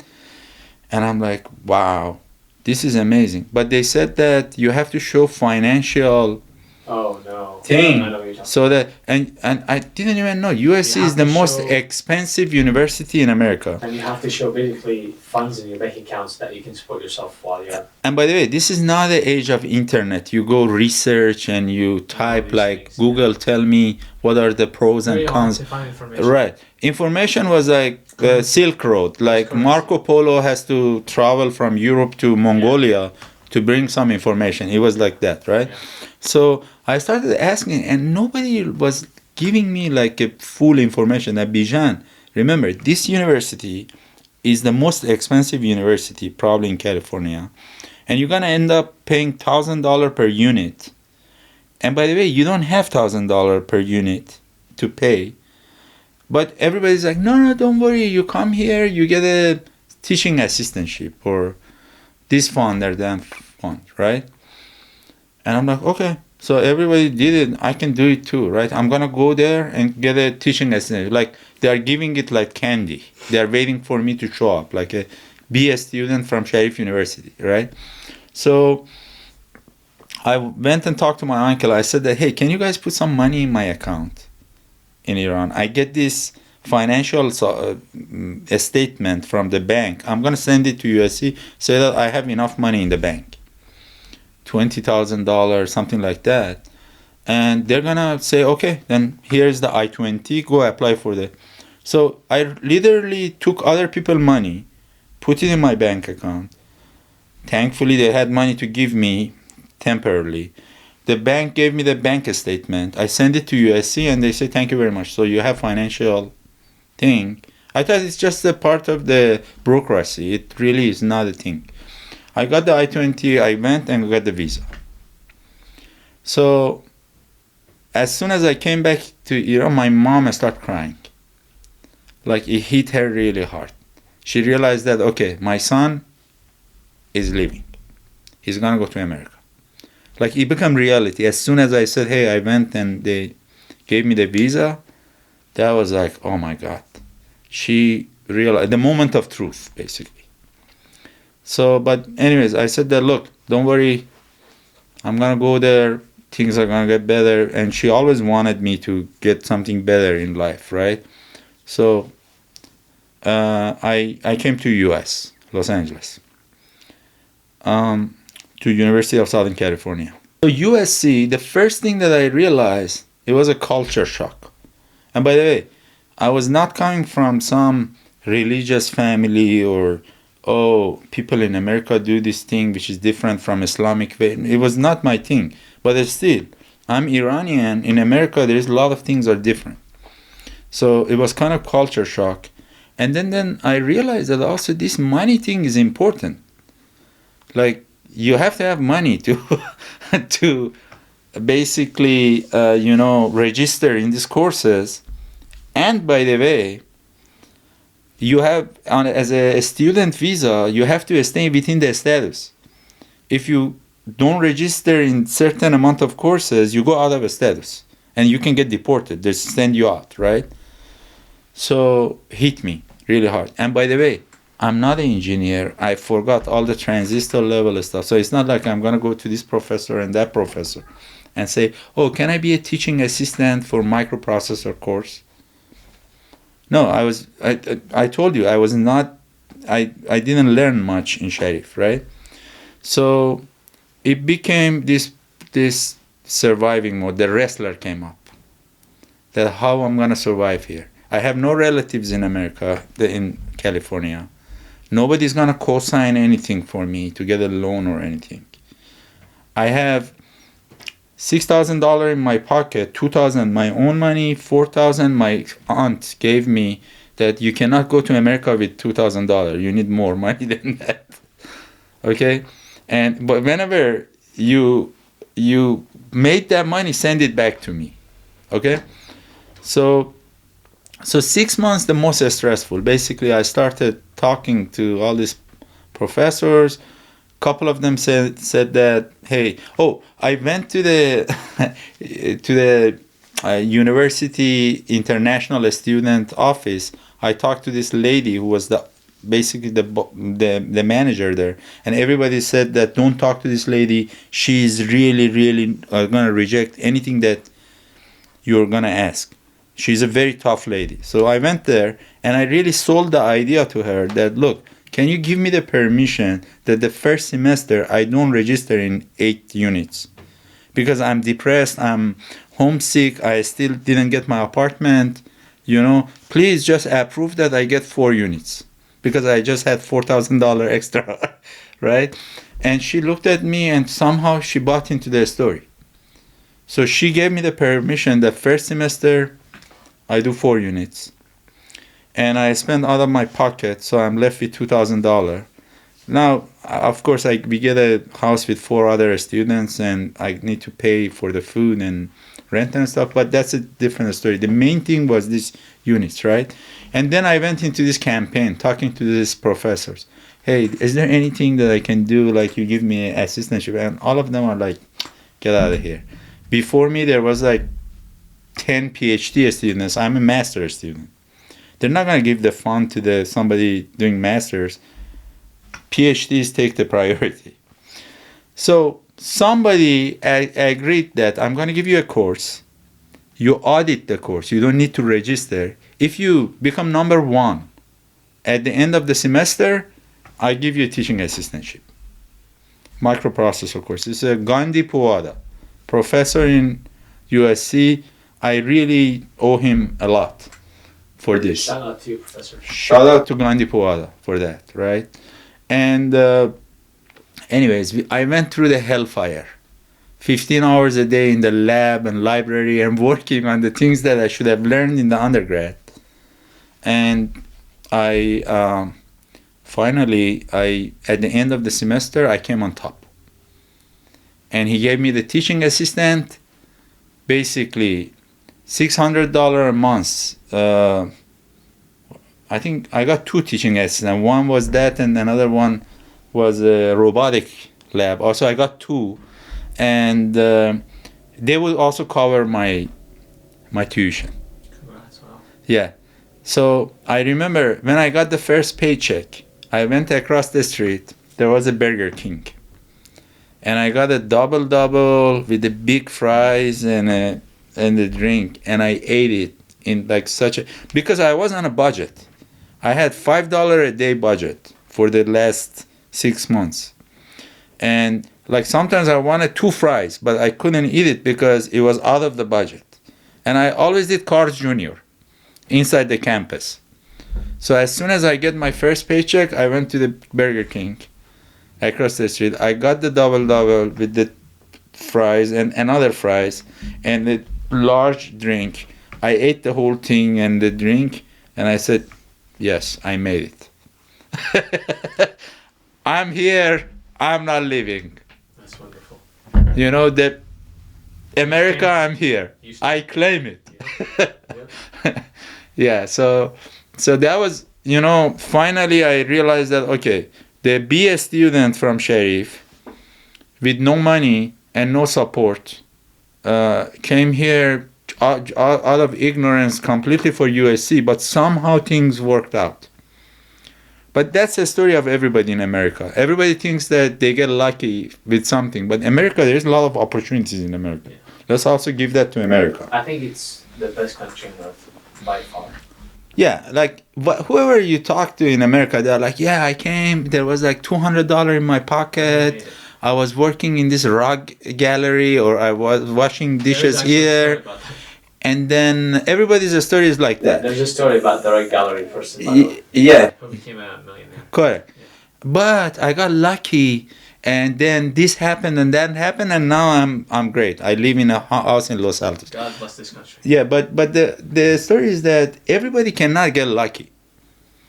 The reason that everybody think they're lucky because they don't realize everybody's story is the same story in this country, and because there's a lot of opportunities in America.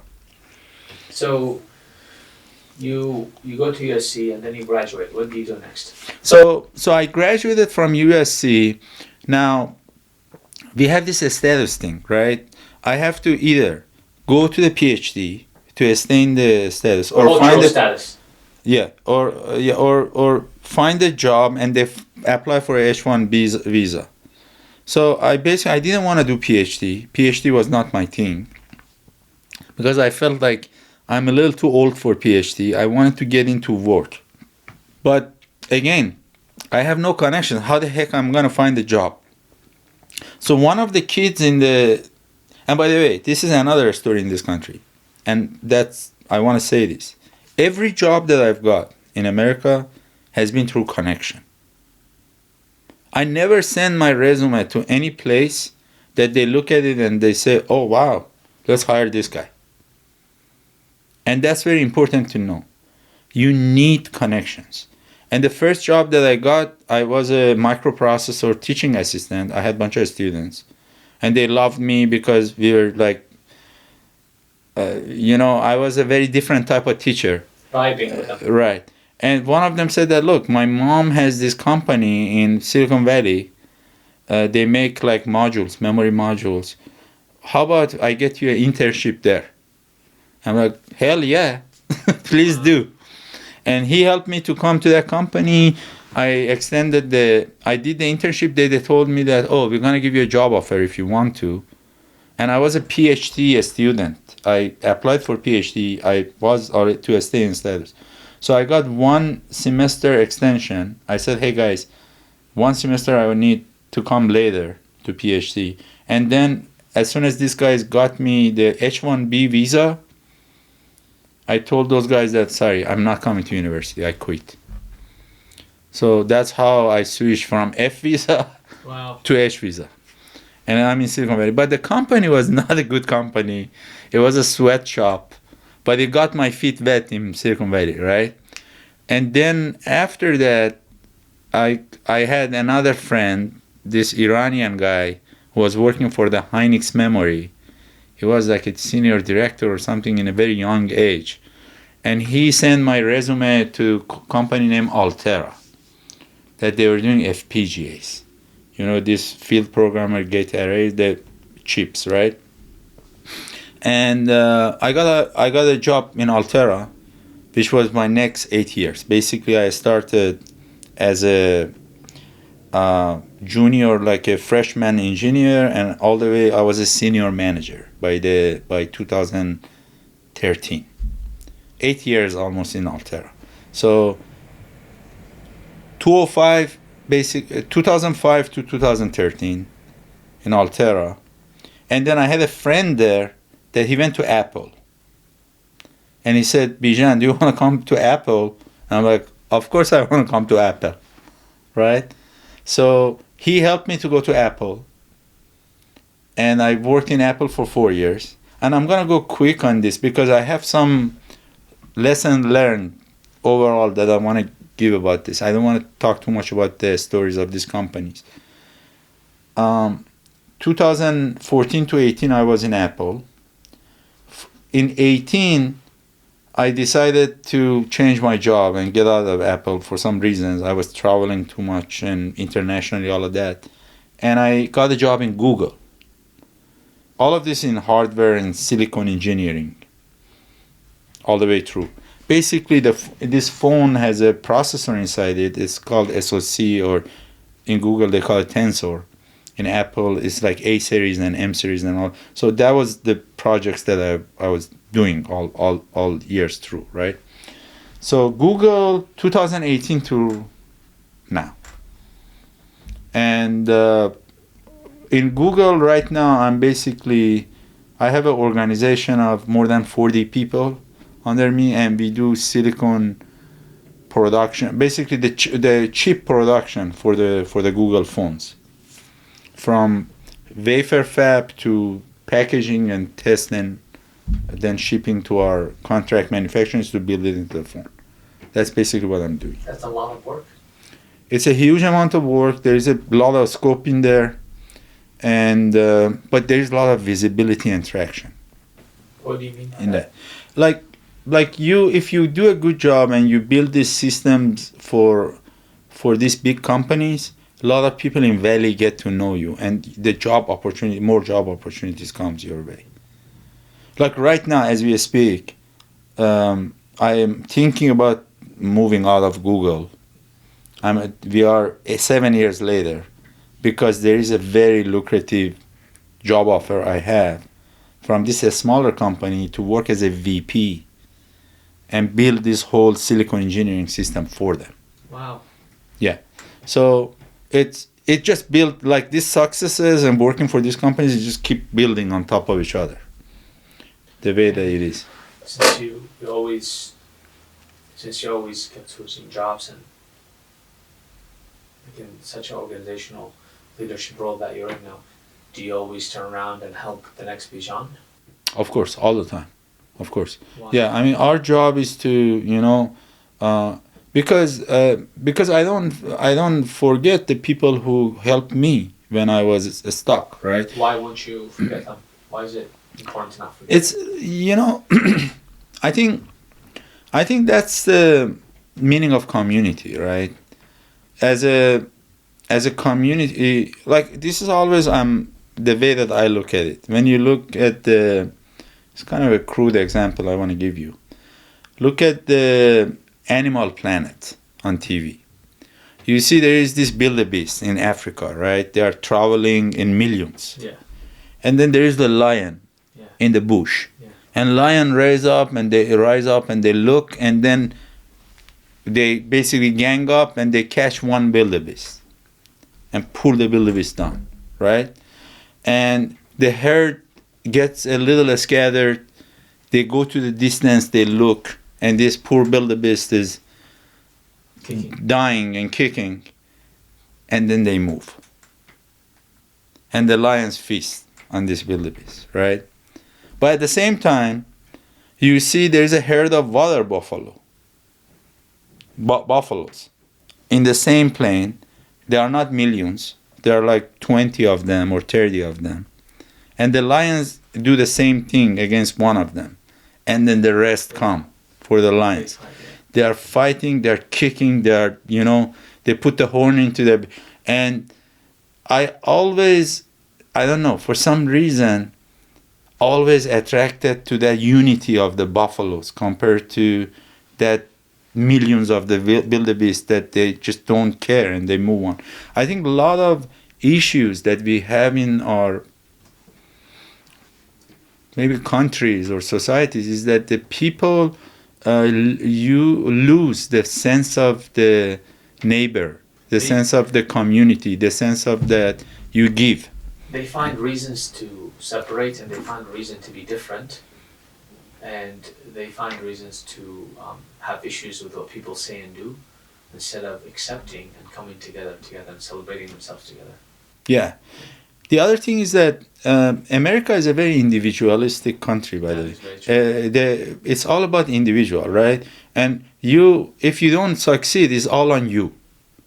You can feel like the biggest loser on the planet. Oh, I didn't succeed. I didn't make this much of the money.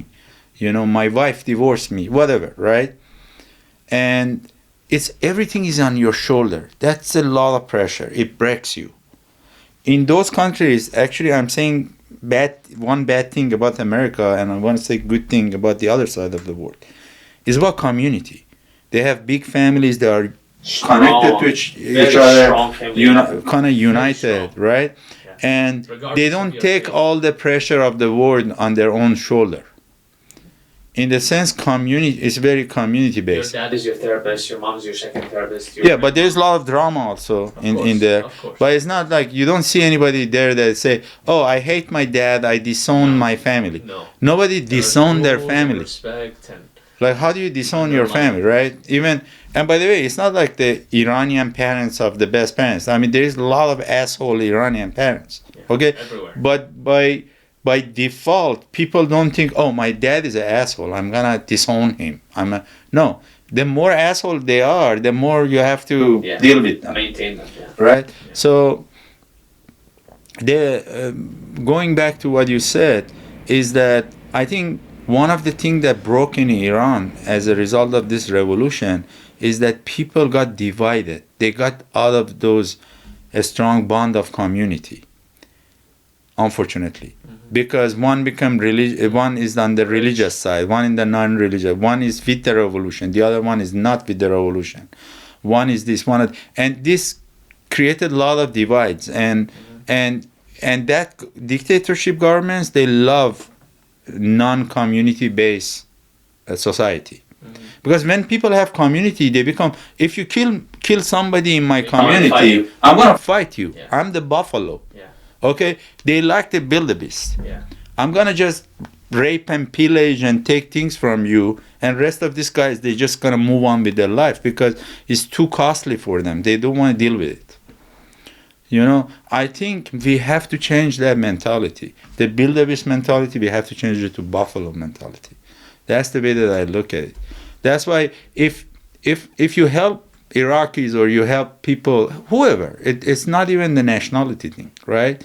And that person, 1 out of 10, they remember this and they do that something for the society or people after them. This good in the world is going to do something. Transfers down, and I think it's very important to always pass down the mantle and to always turn around and see the next person on. Even, I know this is not Western friendly principle, but even sometimes at your own cost to relax and to find peace within yourself, you have to help other people. In America, it's very interesting. Like, American people are busy people. Yeah. They all the time they work and they chase money. Okay, because money is the metrics. You have to make money. You have to cash the money. It's your thing. You have to get it. Okay? You always want bigger and better things. You want a bigger house. You want a better car. You want, it's like even you look at TV, American greed. They do, all of them do the same thing. They want to get money to have their private jet and the nice watch, and all of them do the same thing. Now, of course, there is deep thinking Americans and people who are also don't believe in capitalism and the way that money is, right? But they are not in the mainstream media and the way that this company... Because they don't make headlights. Yeah. Right? Correct. And the other thing is that basically when the money is the metric of everything, like even a smartness, oh, this guy is rich, he's smart. Yeah, they associate rich. Yeah, rich with smart. Like in old country, we didn't associate rich with smart. Like this dude is a tailor and he's on the bicycle. This guy is a businessman and he has a car. They are neighbors. They go to the work and come back. Their wives love them exactly the same. And the wife of a tailor never thinks that his husband is a loser compared to that dude. Yeah. It's just the way it is. Everybody is different. But in U.S., I mean, one metric, you have no money. Money, right? And that's a very dangerous metric because think about it. Like a lot of people who change the world, their ideas change the world. They are financially illiterate. Yeah. Like Einstein. Yeah. Einstein lived on the university pension. Yeah. In a university housing to the end of his life. Yeah. So with the metrics of the U.S., Einstein is the dumbest Well, nobody says that, Yeah, but technically, understood. if you see a middle-aged man that live in very thing, so it's like, okay, this guy, whatever, right? Uh, Not all the Americans think like that, but that's the culture that is At least very in where you're boosted, living, right? basically. So So since we're on this point to close out, what are your hopes and dreams for the future? For you, for your family, for your friends, for the world? I know you said community is important, but maybe tell us your hopes and dreams for the future. before I say that, I want to just use 5 minutes Please, quickly please. to talk about what is the mistakes you shouldn't you shouldn't make in your career. It's very important for me because, again, that was another thing that I learned with the try and error, and I became kind of a late bloomer in my career.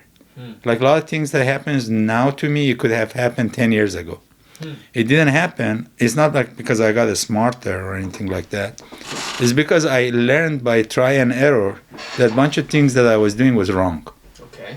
Okay, so in the corporate America, right? Especially, I think in corporate world, anywhere that you are,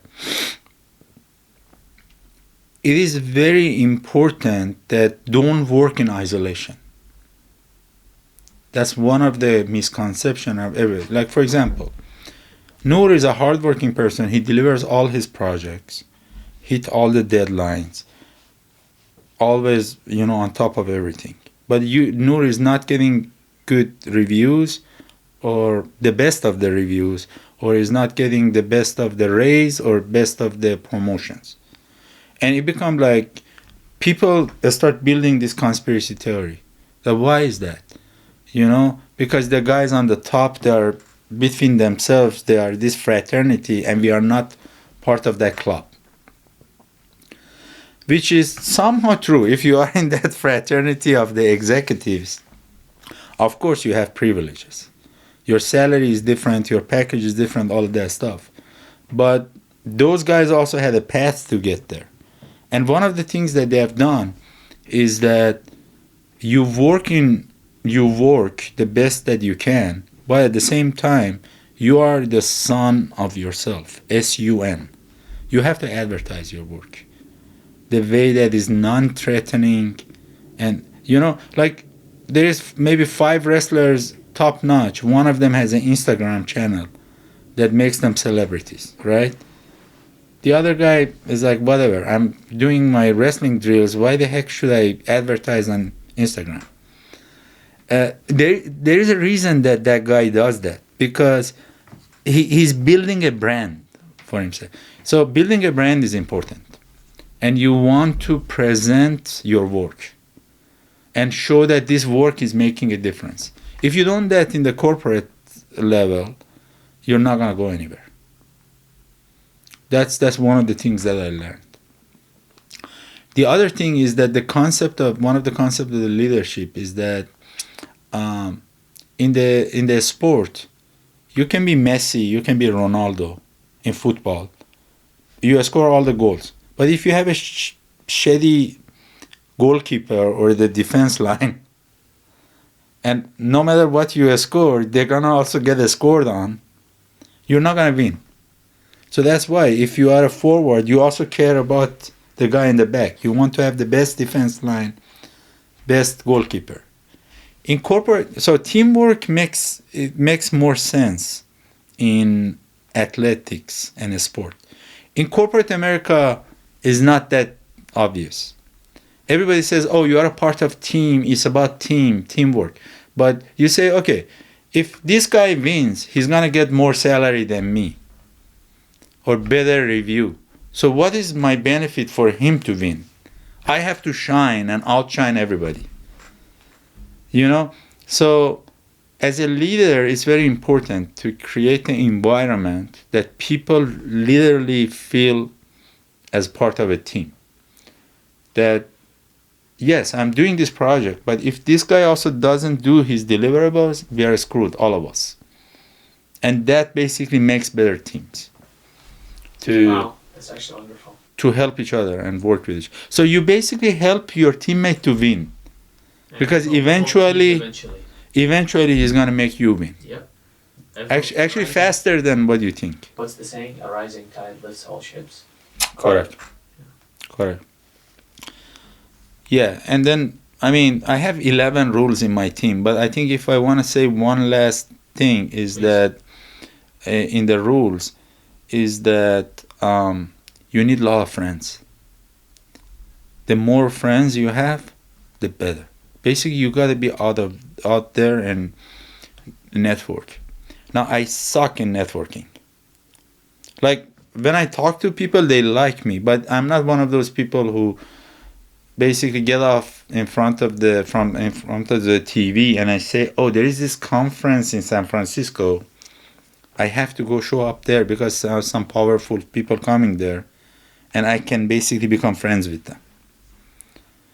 So I'm saying that from the point of a lazy person in that sense and kind of an introvert in the sense. I'm not very extrovert.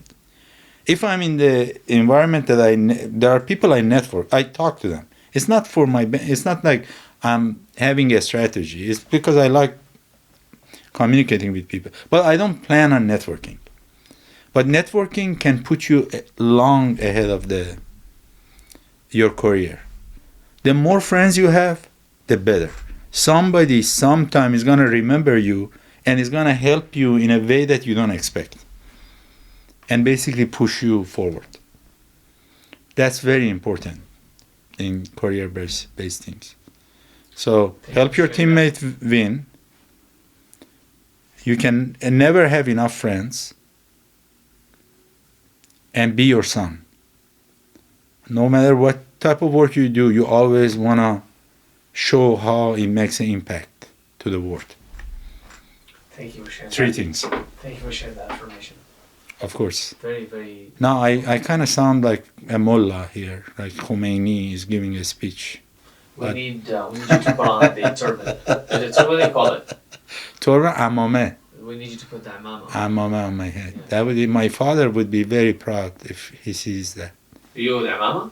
No, my father. His bones in the grave starts shaking. He's like, this is not my son. Okay. Would be very unhappy. Unhappy, yes. I'm joking by saying that he would be proud. So I think your question was that... What are your hopes and dreams for the future? Hopes and dreams for the future. Look, the way that I look at this world is... A lot of people might not like what I say, but I'm going to say what I think. I don't have any there is a how do I say that? This world is a river, and everything, there is a grand thing that all of us moving towards that, and the way that religion says or philosopher says. Okay, I think also everything that in this world that we think about and talk about is our imagination, basically. Like the thing that is super huge in my head, you might not even think about it, or you don't even care about it. So my values is something that I build it here. Your values in your head. Now this group values is you call it religion, you call it community, you call it sect or whatever, is the values of imagination of that group, the way that they look at it, right? Right. So that's the way that I look at this world now. And that's what I'm hoping, that You're preaching like human beings, the monkeys that dominated this planet for as long as we know, get to the point that, hey guys, there is a bunch of stuff that we are trying to, fight over, or, petty thing that is not the high priority anymore. We just need to give you your, what is it called? Your preaching hat. What is it called? Amame. We need to give you your amama. Yeah. So I'm in Middle East. Let's put it that way. You are from Middle East. I am from Middle East. Iran, Arab, Turk, Armenians, Kurds, Daruzis. Who else is left? Like Maronis, Yazidis, like Coptic. yeah, Coptics, like you or Moroccans or Berbers, and I would say I at least these people get to the point that they can basically just boost the positive aspects of their neighbor, and learn from it. Like Iraqis look at the Dubai and say, maybe we can do some business or develop something, right? Let's not worry about Shia Sunni thing. It's an old thing, okay? Creation of the monkeys of the 1500 years ago. Okay, or Iranians and Iraqis, or I don't know, people from Caucasus or Turks and Greeks and the neighborhood, the Mediterranean, they start like working with each other and opening up the borders and start visiting each other and learning about each other and traveling to each other places. Because for a region that is so historical and so significant in the history of human being, it's a shame that there is a lot of stereotypes and they are so ignorant in so many aspects about their neighbors. It's not like they are talking about somebody in some island near Fiji. It's about, this cradle of the civilization and these people who lived and fought and married or intermarried or loved each other or hated each other. So, that's my hope, basically. You've always been a mentor. Always looks up to you. Thank you, sir. You continuously say things that amaze me. Thank you for coming on the Deep Dive podcast, and we hope we bring you back for another AI episode. Appreciate it. Thank you so much. Thank you. And you stayed pretty, patient with all the stuff that I said today. It's fascinating. It's truly fascinating what you've been saying. So Thank you. Thank you for coming. Appreciate it. Thank you so much. Bye-bye.